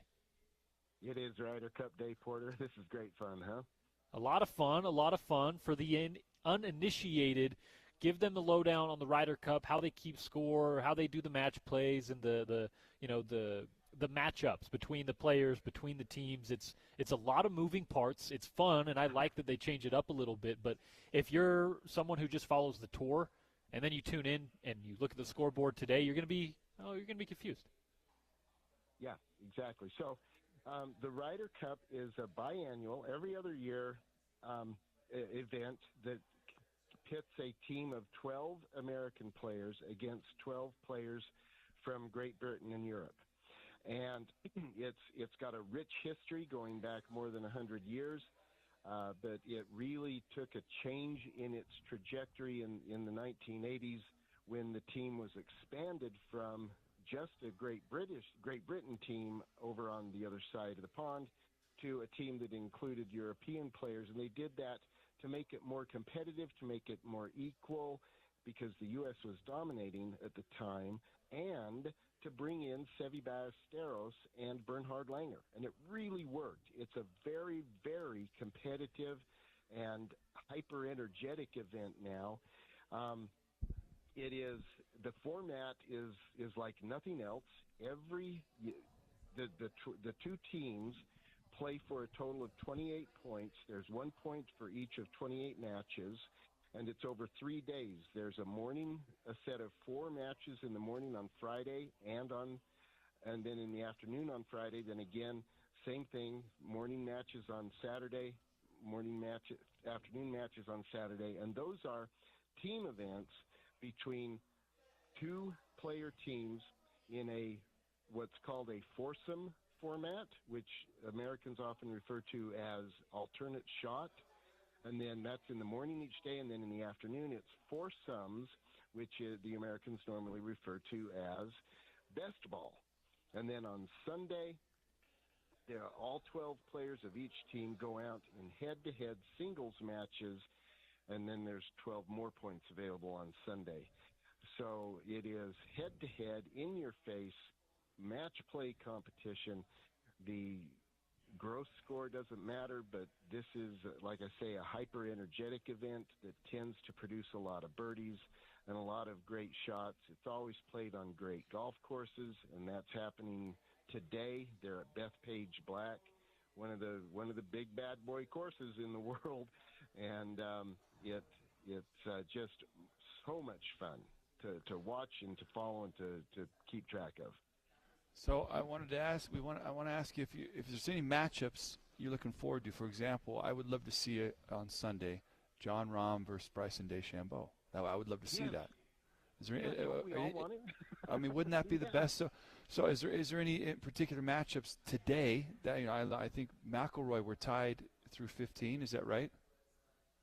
So McIlroy and Lowry, a couple of childhood friends who grew up playing together in Ireland, they're taking on Sam Burns and Patrick Cantlay, and yes, they are tied through 15, and they're going down the last few holes now for the 2 points, the 2 matches that are still out on the course. Europe currently leads 4-2, having won the morning 4 matches 3-1, and then they've split the two matches that have been decided in the afternoon session, and then 2 matches still out on the course. Yeah, McIlroy and Lowry versus Burns and Cantlay, and then Tommy Fleetwood and Justin Rose against Griffin and DeChambeau. All right, let's get really specific here, Paul. the part that you left out when discussing the Ryder Cup is the one unique element, and maybe my favorite element of this particular golf tournament, and it is when you're the home team, you get to mess a little bit with, and I'll let you kind of fill everyone in here, pin placements of, where you tee off, stuff like this, where the home team gets an actual home course advantage. What does that actually look like in practice, and how can this USA team use it at this course, Bethpage Black? Sure. So the home team sets up the golf course, start to finish, and so when the event is played in Europe, as it is every other time, so every 4 years, then the European team sets up the course. When the event's played in America, again, every other time, the American team sets up the course. So there have been some decisions made in the setup of Bethpage. They get to set where the pins are. They get to set where the tees are. And one thing that really matters is cutting the rough. That means the width of the fairways and how thick and deep the rough is.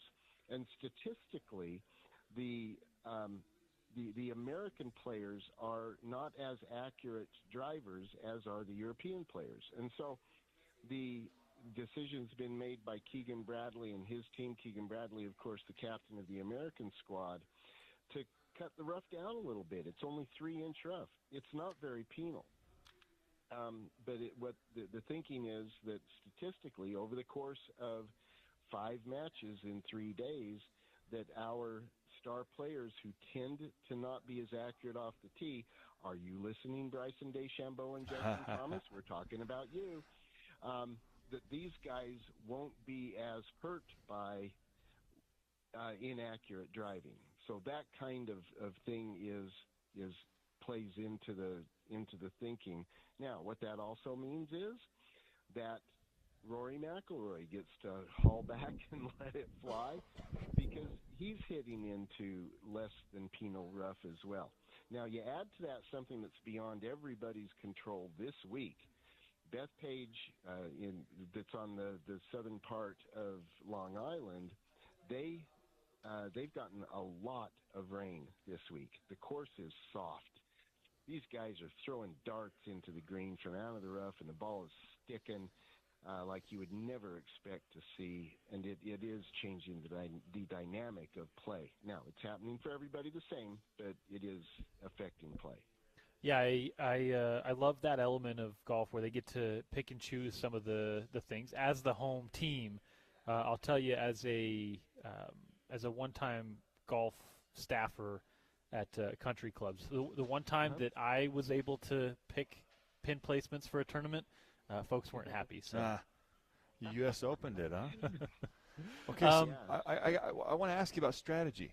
Okay, how does this work, guys? I'm new to this as far as the strategy. Tomorrow, is there any strategy after tonight that for the losing team, for example, of today who's ever down, is there any strategy that looking for going into tomorrow's matches? Well, yeah, Paul, answer based on, and if that has anything to do with how they set up the course, how they do that, sure. But also, the captains have the ability to make moves on who is playing when and where as well, yeah? Yeah, absolutely. Think about a baseball manager setting the lineup. And how, look, we're in the final week of the baseball season right now, so the managers that know they're in the playoffs are already getting their pitching squads lined up, right?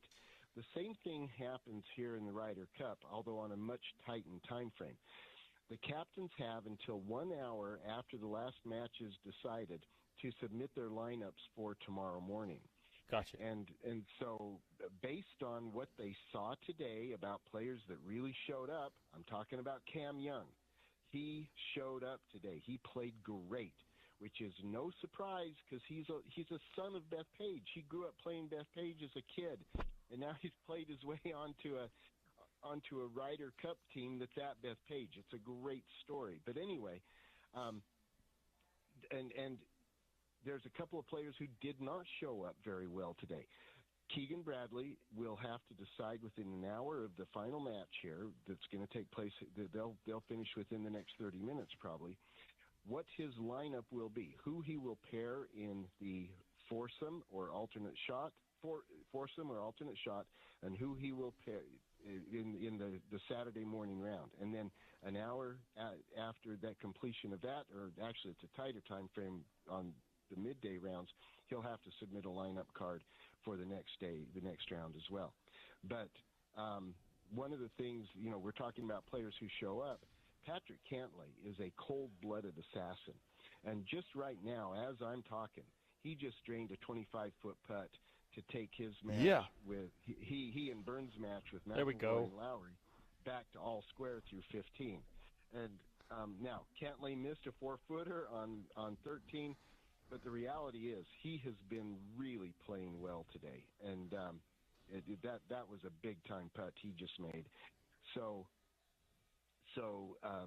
Bradley will have to figure all of that into setting his lineup for tomorrow, which means the teams and the order they go out in. So I do have a follow-up question. Yeah. Does that mean Michael Jordan is managing this team, or is he assisting? I know him and Keegan have a tight relationship. Okay, is Michael Jordan orchestrating what's going on? I mean, kind of some hyperbole there, but seriously, is he around? What's he doing? He is around, yeah, and he's visible because he's Michael Jordan and the rest of us aren't. But he doesn't have a role in this, and they won't be consulting with him. But yes, he is absolutely there, and he is following this, and he's pretty visible walking around. So, yeah, Keegan is in the Jordan brand or something, is he not? Yep. So I mean, he's a son of Jordan. This is Jordan's machine here. Paul, you mentioned Cam Young, a guy who essentially grew up in the shadows of Bethpage. Are there any other golfers on the U.S. or the European side that not only have a lot of experience at Bethpage, but maybe have past success here? Experience for sure. Among the older players on both squads, they would have played in U.S. Opens and the PGA Championship that have been at Bethpage. None of them won there. The Bethpage produces big winners because it's a big golf course. The winners in the two U.S. Opens and the PGA that have been played at Bethpage are Tiger Woods, Brooks Koepka, a couple of big players with big games, and then the grittiest player of our time right now, Lucas Glover. He won a U.S. Open when everybody else was falling apart, and he just gritted it out, and he won a U.S. Open at Bethpage. It produces play like that all the time. All right, Paul. And so, go ahead. Yeah. No, I'm done. Give us an idea the coverage you guys will have over the weekend. Of course, you'll be on in the AM tomorrow. What we may know by then, and what you guys have in store on Utah Golf Radio. What we will know is the outcome of these final two matches that are on the course, and both Deschamps or Ben Griffin just stuck one in there tight on the 18th hole. So, yeah, baby. Not that I'm watching this while I'm talking to you. Give us the play-by-play. I love it. But tomorrow, while the morning session is on the course, we will be talking live with Devin DeLynn, the executive director of the Utah PGA. He is at Bethpage, and we'll be talking to him from the course while play is going on tomorrow. It's going to be so much fun. Likely to be a little noisy, but we'll get a sense of what it's like to walk this course and to be a part of what's going on in real time while it's happening. And that's going to be a lot of fun to look at. And then we will be celebrating a couple of UGA championships that were won this week, as well as BYU got a rare double win in college golf where they won both the team event and the individual side up at the Tyndall University of Washington this week. And that's what we'll have on the show tomorrow.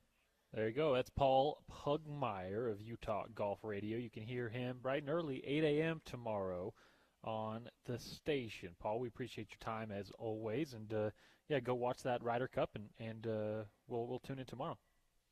It'll be fun. Thank you, guys. The Ryder Cup update today brought to you by Callaway. Experience the future of performance with new shaping materials and AI 10X Smart Face, delivering up to 8 yards longer on your drives and even more forgiveness.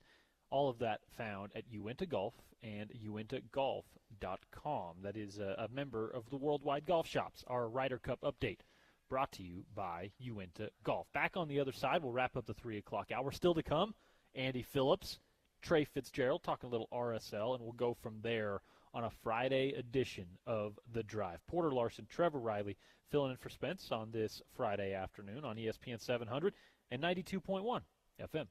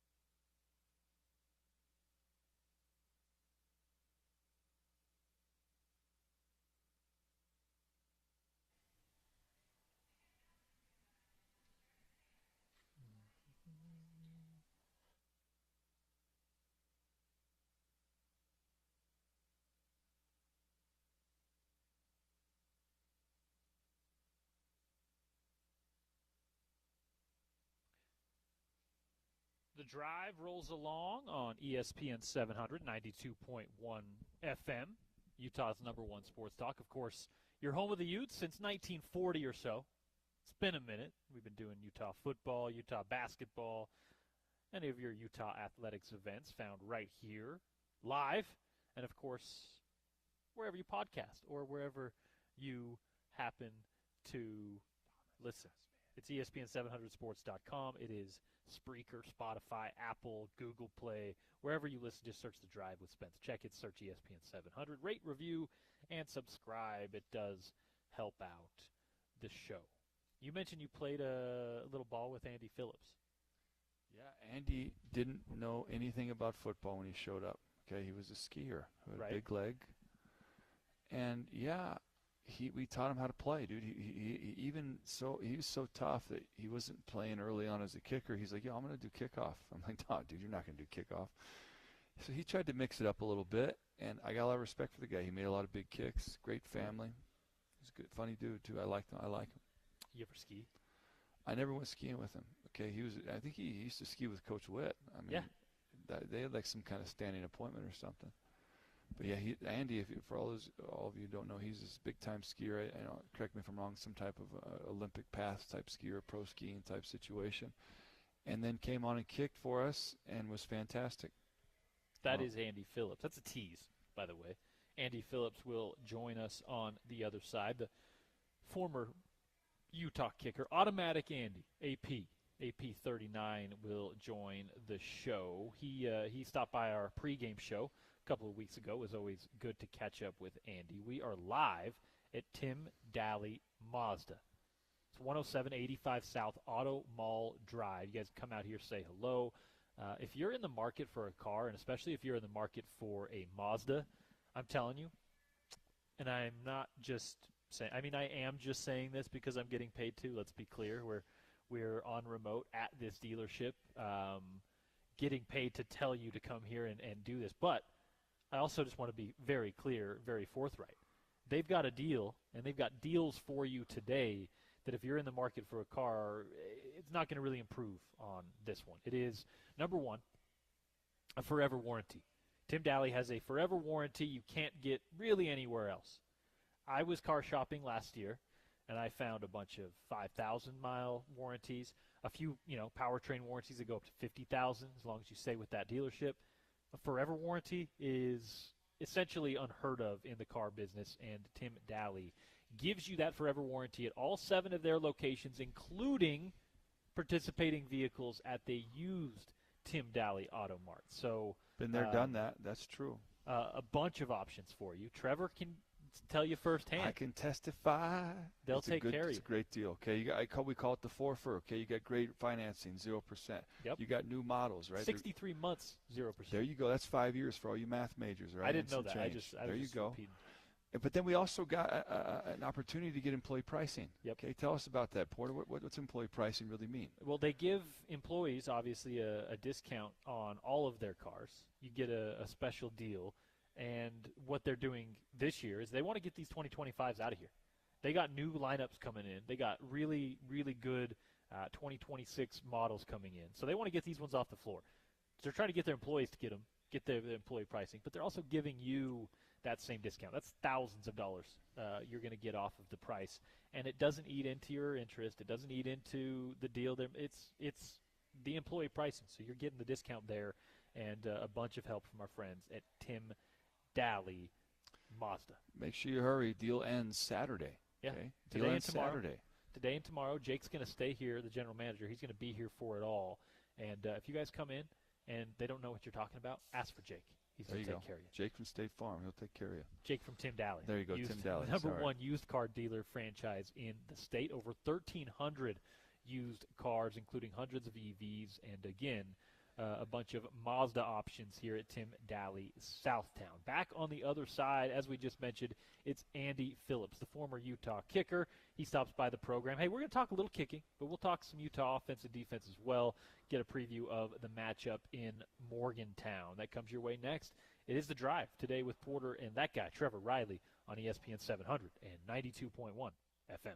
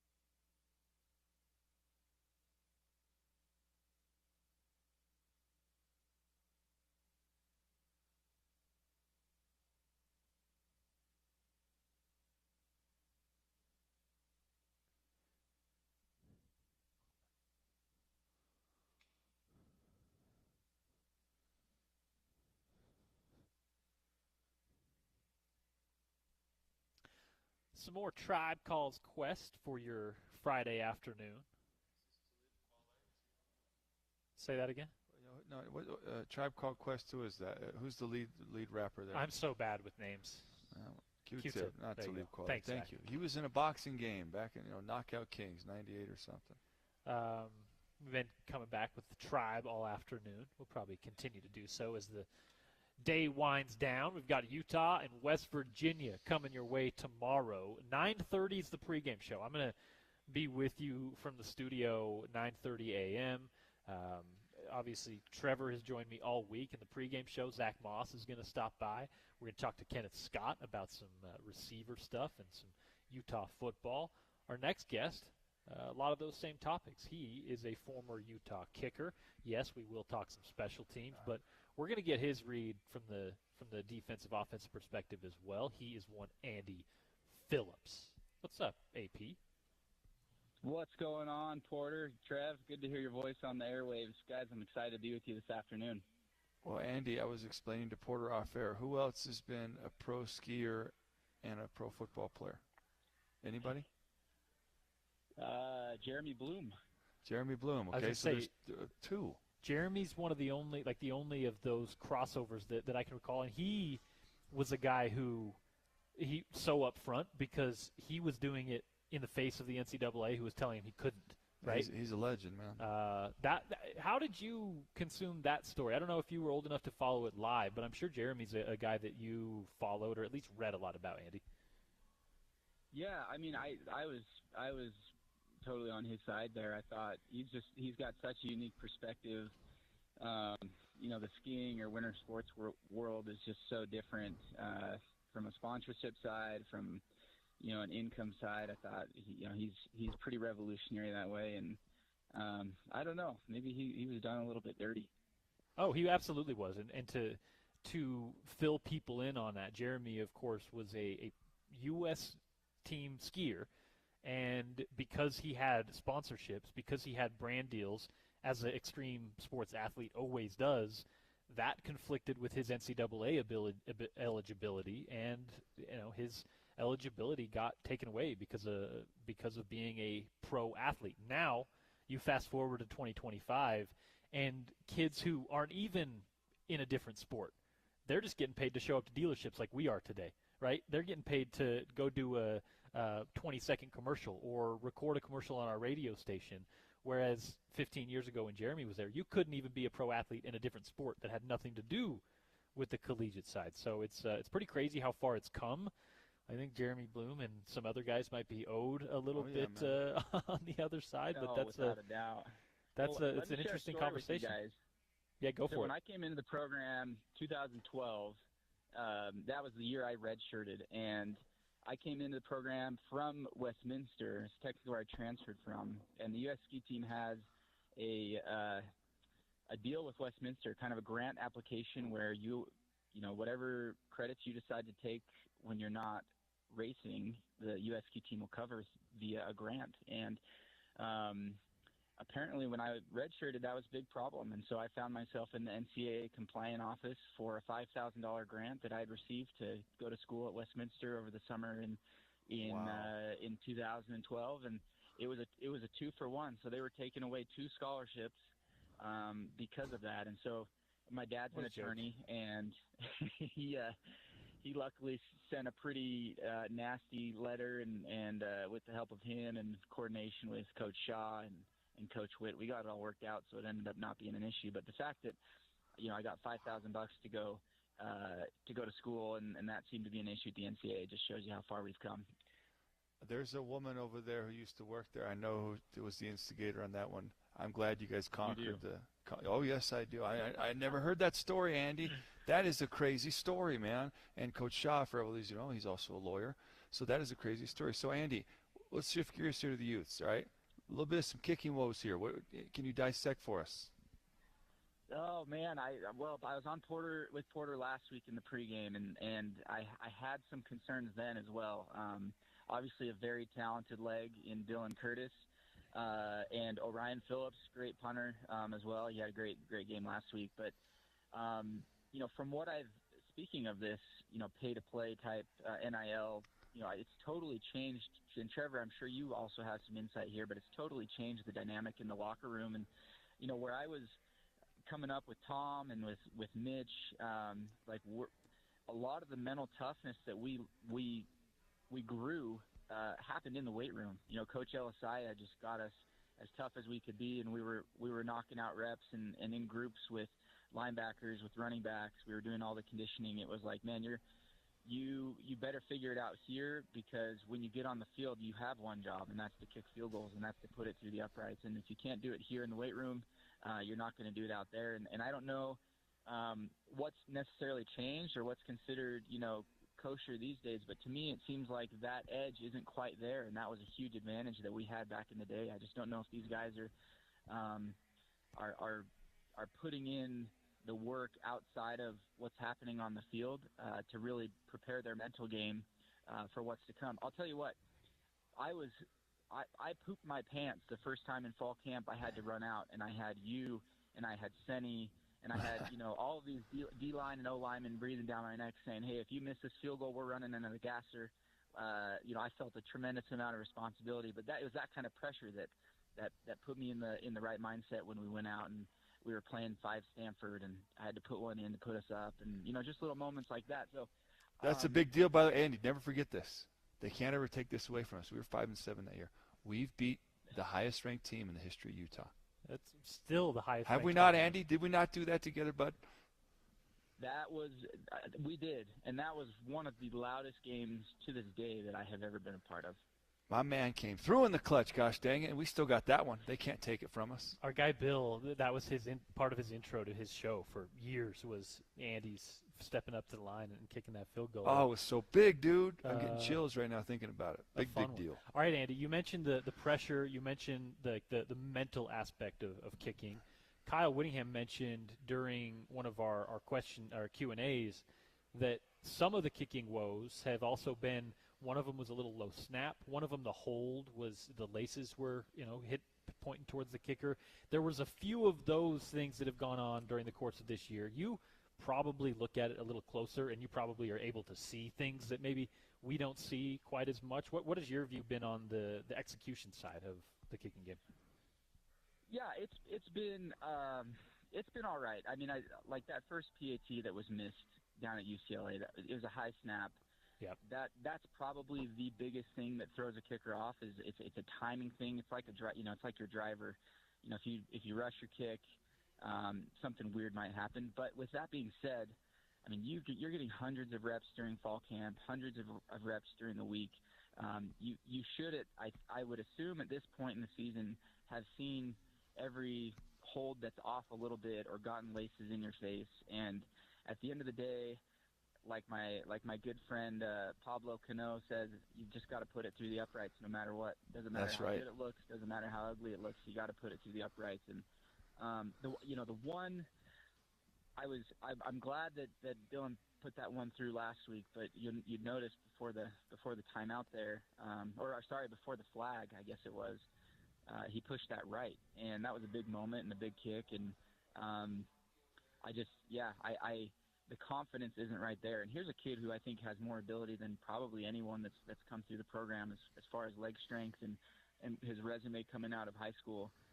But it's a different game when you get to college, and I hope he finds that grit and finds that consistency that I think he has and becomes a great kicker.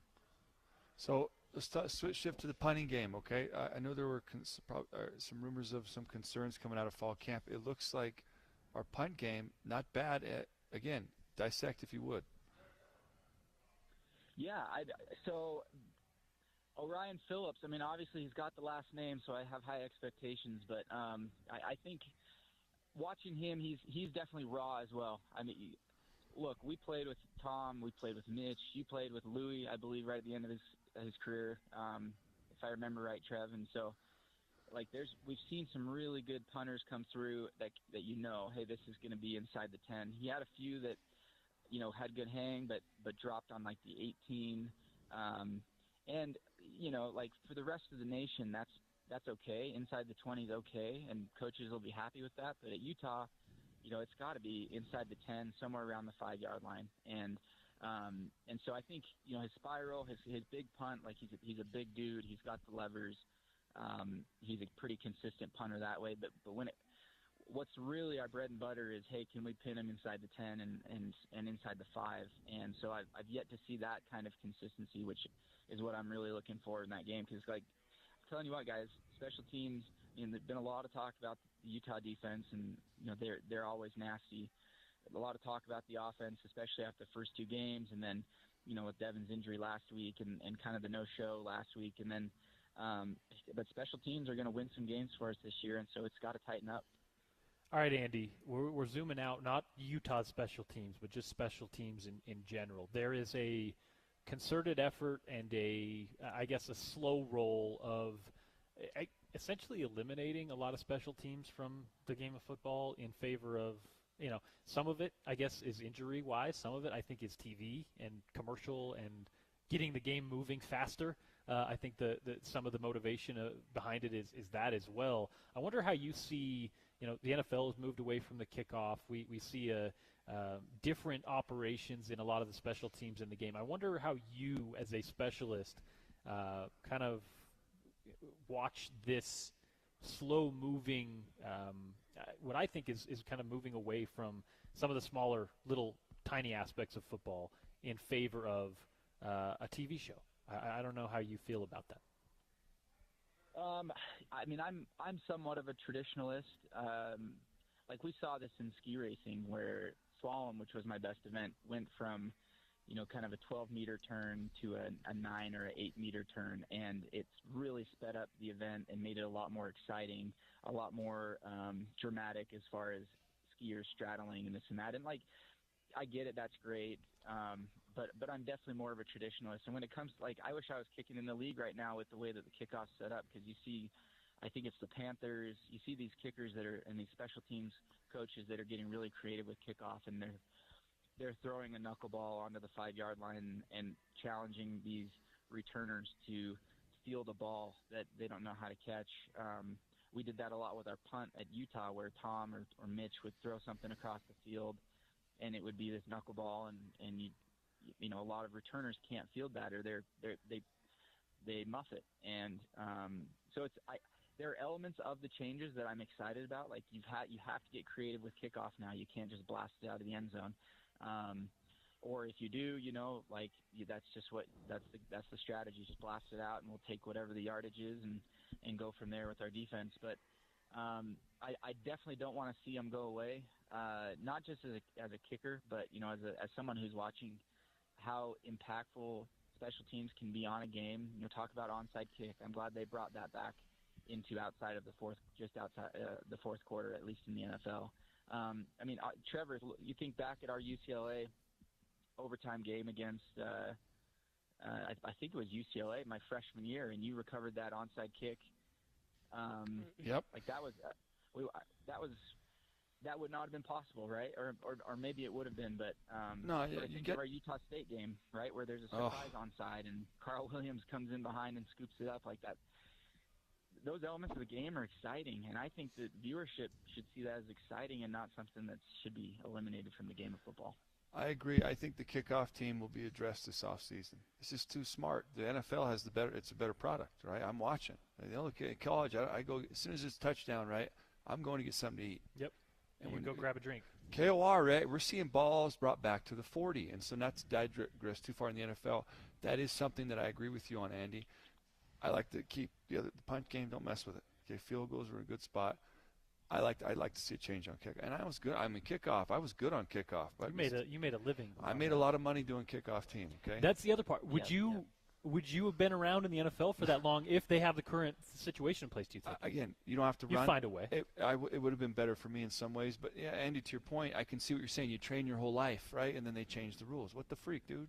Now I got to change my game. I just spent 20 years mastering this, and you just shifted it on me. So I could see that. One thing about this week, right, we talked to this West Virginia guy who was awesome. What was his name again? Jed Drenning, awesome, okay. He mentioned the special teams, they've had, right? So we've had a few issues. He says that if they don't win the special teams game, they're going to probably lose the game. That's how serious they're talking about it over there right now. Any thoughts on the game Saturday from outside looking in? Yeah, just exactly what you said. You think of teams like West Virginia, special teams has such a greater impact on the game when you have struggles on offense or defense. It's just those little things, being able to switch the field, being able to put your field goals in. It has a huge impact on the game when you have struggles elsewhere or injuries like their team does. So this Saturday, I fully expect the offense and defense to be on track. I'll be interested to see what happens with special teams. But like you guys have been saying all afternoon, I mean, if this isn't a 2-score win, man, we've got some issues to worry about, and I don't think that'll be the case. So I think we'll go down and take care of business. All right, Andy, I got one more big question, big picture football question for you, because I think you'll have an interesting perspective on this. Is the guy who, when it's 3rd, 4th down, you're ready to run out there on the field. There is a push in football on the analytics side, on the math side, for coaches to go for it on 4th and short, right? To go for it on their side of the field. There's just a different approach over the last 5-7 years based on the analytics in football. And I find myself fairly often now on a Saturday afternoon sitting at home being like the old guy screaming at the TV, run the ball, punt the ball, kick it, take the points, right? Because there's just such a movement in football to go for 7 instead of 3, get the first down on 4th and short. And sometimes I think that's jumped the shark a little bit. Andy, I wonder, as a kicker, you're probably, you're ready to run out on the field on all those 3rd and 4th downs. How are you consuming what is a little bit of a change in how football is addressed and plays are called? Oh, that's a good question. I don't know if I have a great answer. I mean, I'd love, you want to kick it every time. Yeah, let's go. As someone who led the nation for a few years in 40-plus yard field goals, because we would, our offense had struggles on 3rd down. Like I loved being relied on to go out and kick those field goals. With that said, though, had we gone for a couple of those and converted, we might have been in a different position at the end of the season. And so Chip Kelly came into Oregon and they went for it on 4th down. I mean, I remember looking at their kicker, and he was like 20 for 20, but hadn't kicked something further than 32 yards, and worked out pretty well for them. So that's a philosophical question. I think it depends on the coach, depends on what your offense looks like. But as a consumer of football and as someone that played a lot of special teams, man, I love seeing the Cowboys kicker line up for a 65-yarder. Or I love seeing that game last night, where it comes down to a kick, and you've got somebody at Seattle like Myers that can just he's going to pipe it through, and he's sniffing the salt that we've all been sniffing on the sideline to get our mind right to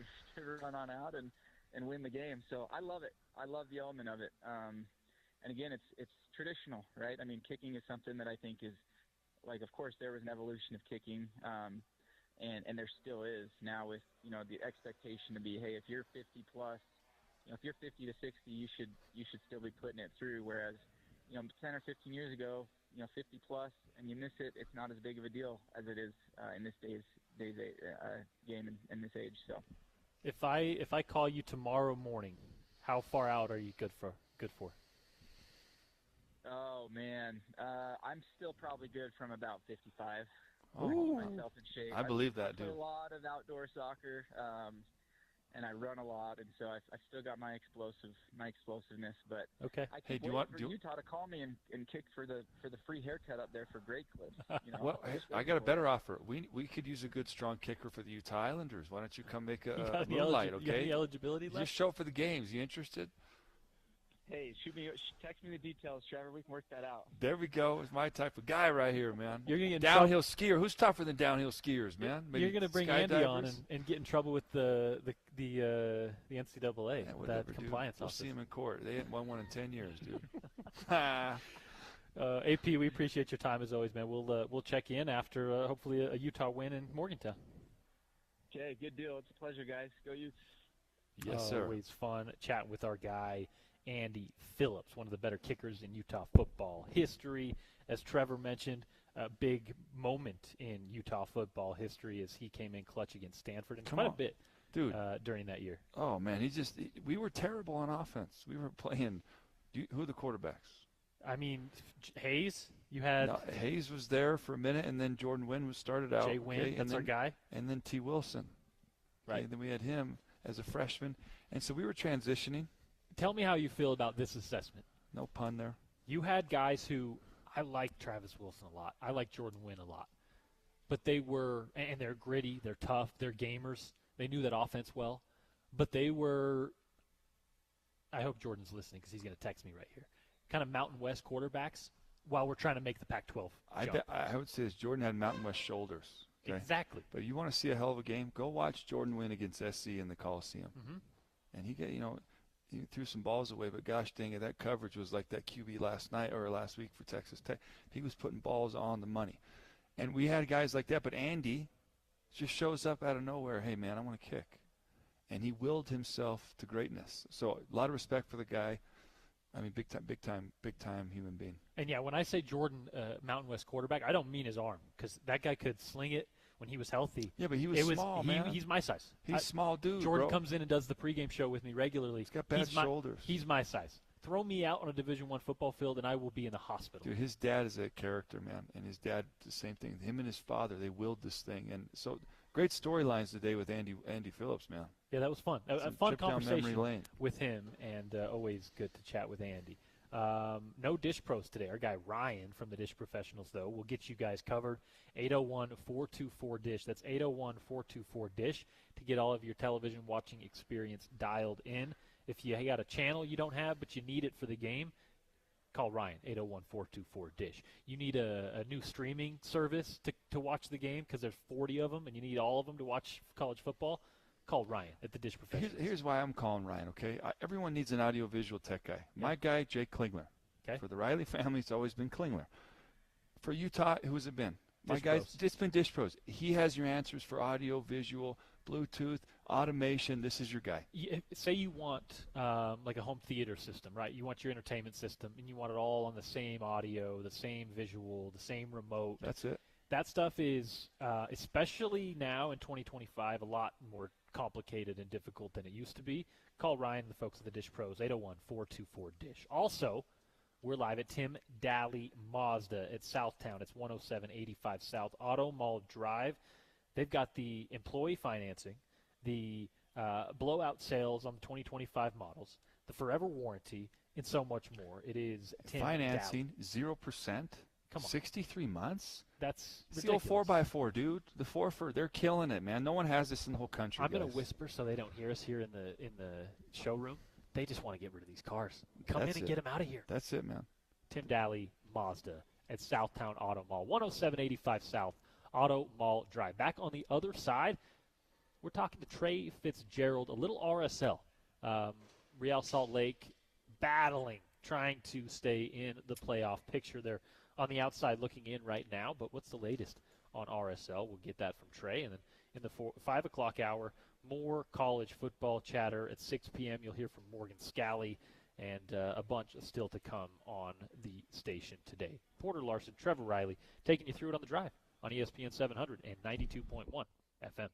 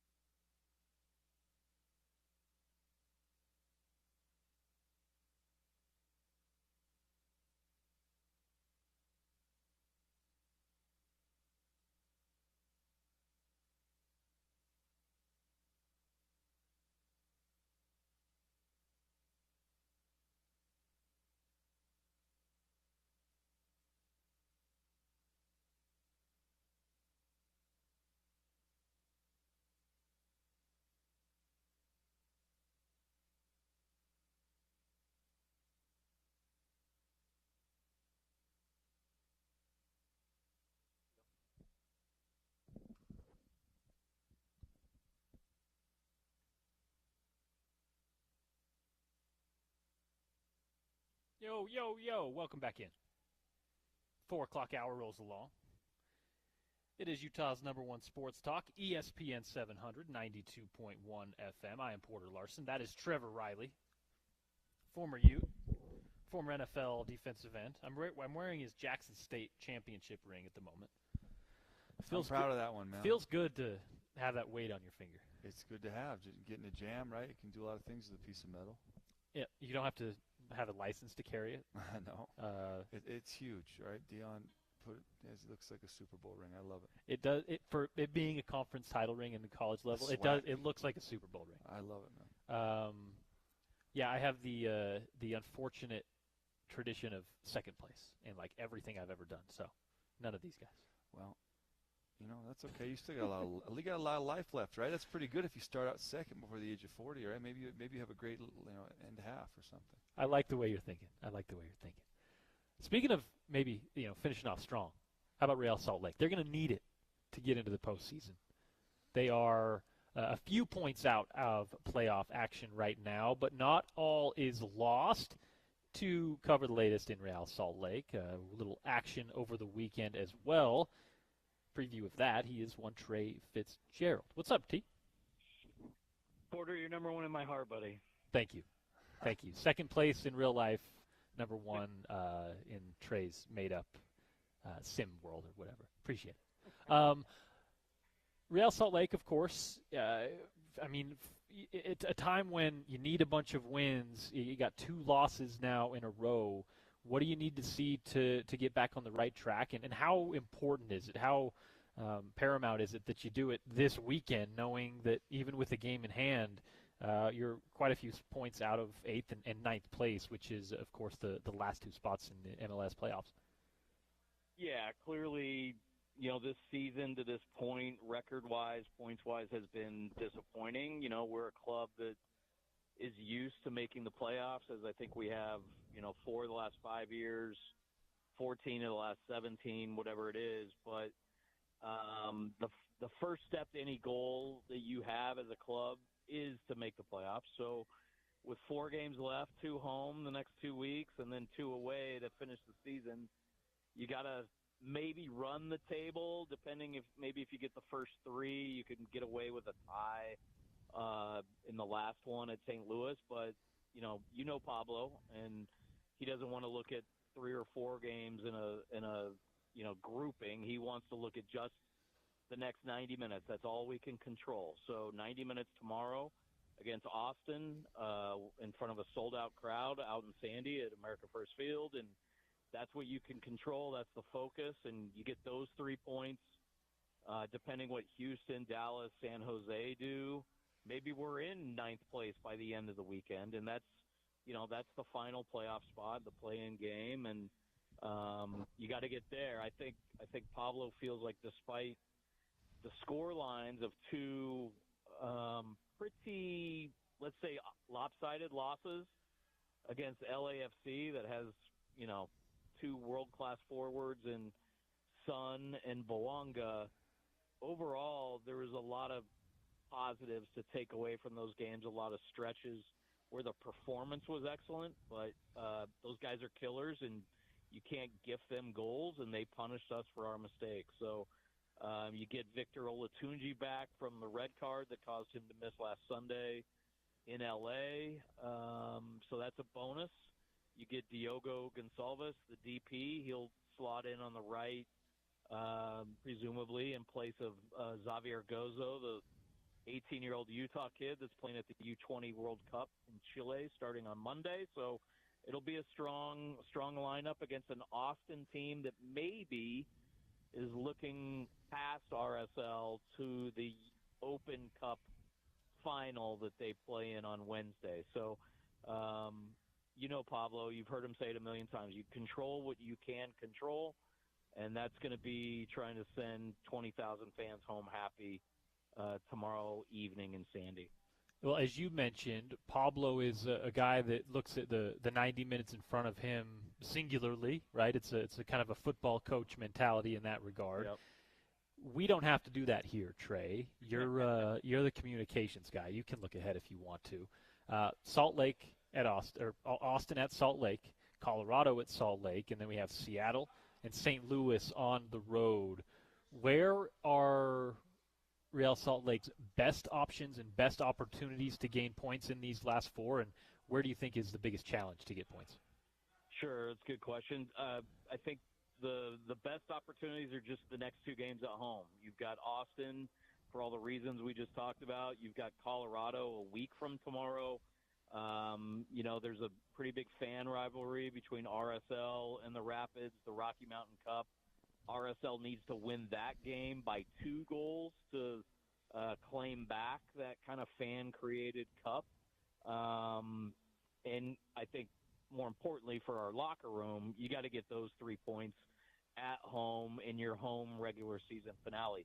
Seattle is probably going to be the most difficult of the 4 games simply because that trip to Seattle is rescheduled from late August because the Sounders made the Leagues Cup final.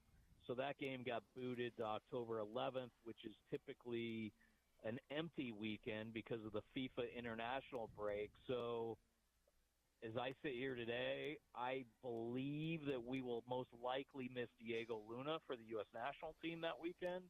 And we could potentially miss a guy like Brian Ojeda for Paraguay.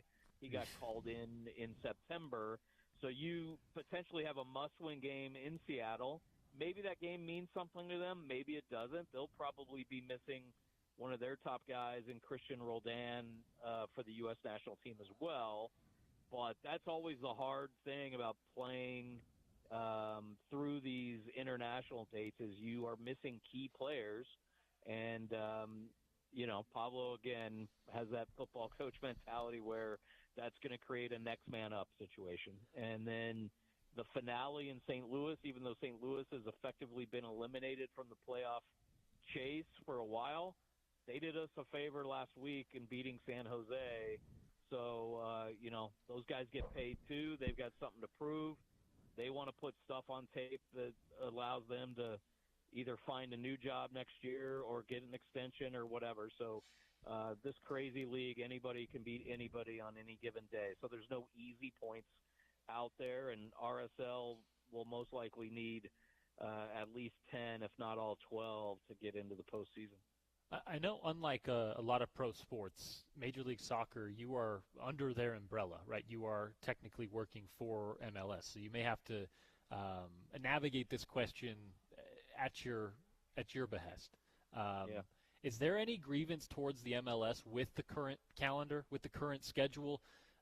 Not only is it the mid-season kind of the weird breaks there, and I know this is something that soccer has to deal with in general, but to have a rescheduled game showing up at a crucial moment for Real Salt Lake at a time where they're going to have guys away for international duty.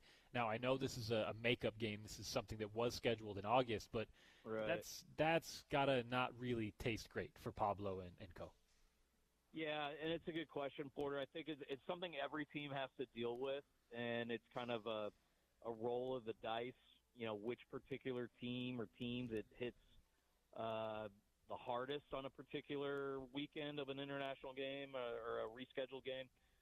This is one of the reasons the owners, the Board of Governors, are talking about a potential calendar change that maybe in 27, 28, nobody knows when it might happen, but they've very publicly been kind of kicking the tires on, hey, what if we align ourselves with the international calendar and have the MLS season go from, I don't know, mid-August to mid to late May, the same as it is in really 96% or whatever the rest of the world. And then maybe MLS is what is currently referred to as a summer league that effectively goes from mid-February to late October, won't have to choose whether or not to play through these international dates. And obviously, in a country as large as ours with, or I should say a continent as large as ours with multiple time zones, multiple climates, large distances, it's a very complicated issue. It's a question that elicits passionate responses. The league is now 30 teams large, so there are people that think hey, we can play in warm weather markets in, February and December, and there's a lot of, I guess, talk about possible solutions to this. And honestly, these are things that are uniquely American or North American that don't exist, England or Spain or France. Like these are countries that are the size of Western states in the U.S., So we'll see what happens post-World Cup if the Board of Governors decides to change the calendar and the footprint. And, one of the corollaries of all this is, right now in Salt Lake with no Major League Baseball, we effectively kind of own the summer when it comes to the professional sports scene. But if that calendar changes, suddenly we're going up against the Jazz and hockey and college football in the fall, and certainly Jazz and hockey as well in the spring. And that's different than, kind of how we've operated our first 21 seasons. That reminds me of the horror show that USFL did by changing their schedule. They ruined that whole thing. But I wanted to ask you a question about transfers and future signings. I know the team has recently been purchased by a new ownership group, and I want to know, is the strategy changing? Are we considering bringing in, a guy like Messi's a big signing, but is there any talk, about us maybe shifting strategies here, maybe signing some big old guys or anything, along those lines, if you know what I'm saying? Sure. No, it's a good question. It's hard to say. It's obviously early. I think it was April 18th when the Miller family and the LHMCO, Miller Sports and Entertainment, took over Real Salt Lake. In the most recent transfer window, we have seen a couple big purchases in Rawan Cruz on loan from a team in Brazil, and then we bought a Nigerian forward named Victor Olatunji for, I think those two together are roughly, $7.5, $8 million. So I think that's a very encouraging statement of intent. There is an arms race that is happening in Major League Soccer. For instance, the Korean player that LAFC just brought in from Tottenham, they paid $26 million for a single player's transfer fee. So they gave him a party, didn't they? When they left Tottenham, they gave him a party, man. Yeah.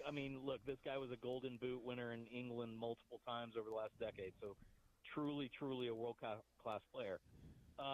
Real Salt Lake, on top of that, is, we are very proud of what we've built out in Harriman with the academy that has produced 45 first-team players over the years, a couple hundred college scholarships. So development will always be important to us, as not just as a small market club, but as kind of our ethos. But I do believe, listening to Steve Starks, the CEO of LHMCO, they want to win.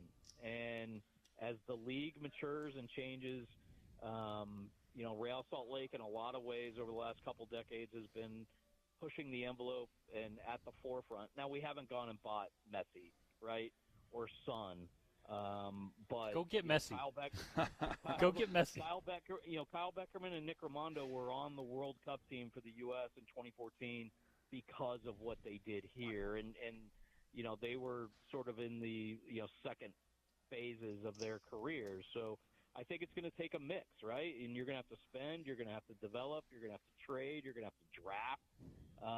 It requires all mechanisms to build a consistent winner, and I think we've been that. But we've won one cup, we've lost in 3 other finals over the years, and I know everybody is not anxious, but really looking forward to adding more hardware to the trophy cabinet.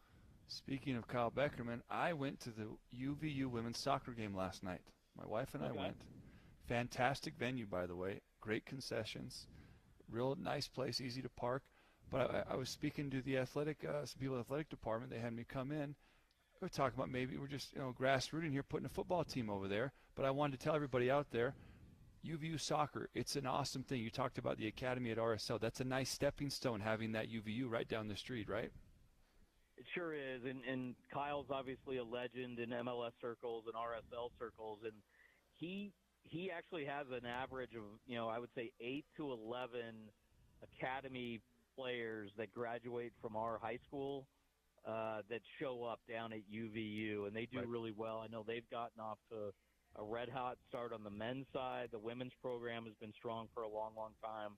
And for those kids to have that beautiful new stadium in Orem right there on the campus is amazing. All right, Trey, tomorrow it's Austin, it's Salt Lake, it's 7:30 MLS Season Pass on Apple TV. Let the folks know anything else they need to know ahead of kickoff on game day. Yeah, there's still a few tickets left before we get into standing room territory, so you can go to rsl.com and find out where you want to sit.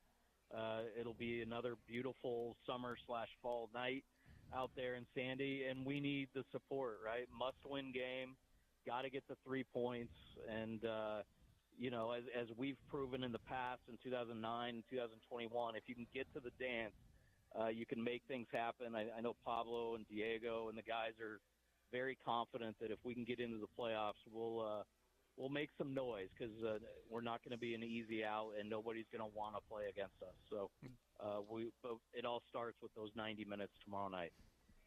There he is, Trey Fitzgerald, a comms director at Real Salt Lake, in action tomorrow against Austin FC. Trey, appreciate your time as always, man. Thanks, guys. Have a great afternoon and weekend. Likewise. Back on the other side, we're going to wrap up the 5 o'clock hour. Trevor Riley and I live at Tim Daly Southtown. It's the Mazda dealership at 10785 South Auto Mall Drive. We got the best deals on all the 2025 models heading out the door, employee discounts, and more. It is Tim Daly Mazda. Back on the other side, Porter Larson, Trevor Riley on Utah's #1 sports talk. It's ESPN 700, 92.1 FM.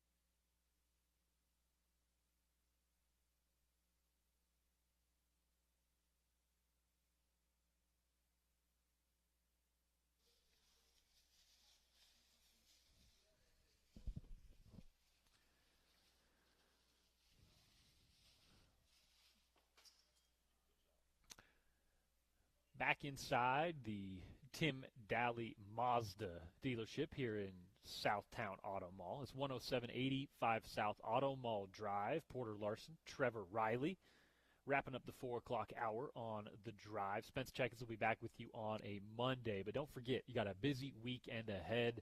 Utah and West Virginia going to battle tomorrow. 1:30 is the kickoff, but I'll have you covered at about 9:30 for the Utes game day pregame show. As Trevor and I were just talking about, Zach Moss will stop by the show, former Utah running back.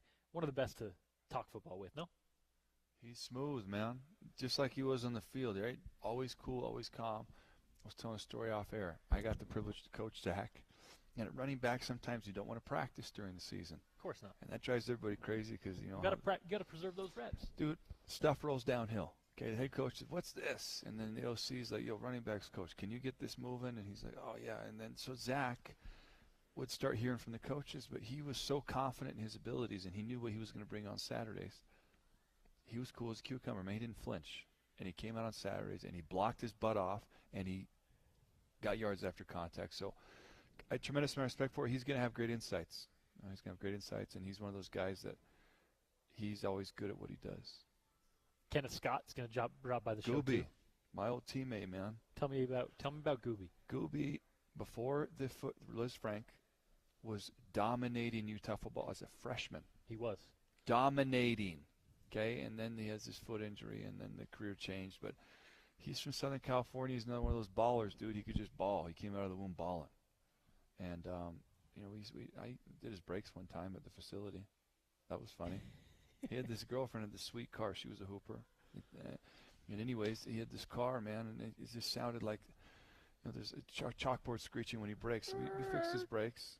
But the two guys that have a lot of insight, okay, especially Gooby, man. He played receiver for a lot of different offensive coordinators. And I'm going to talk to Gooby a lot about receivers and the threats down the field, the things that Gooby and Trez Anderson and some of these guys brought to Utah football that they're kind of missing out on a little bit right now, and see what that looks like going forward in the season so far. So that's coming tomorrow rather, on the Utes game day pregame show. Today, still to come in the show, a little look at West Virginia, a little insight from their sideline reporter, Robert Johnson, coming your way in about a half an hour. And then Morgan Scalley, Bill Riley, and more in the 6 p.m. hour. That is today's best. Back with more on the other side. It is Utah's number one sports talk. I am Porter Larson. That is Trevor Riley. And this is The Drive. The Drive at 5 comes your way next. It's ESPN 700 and 92.1 FM.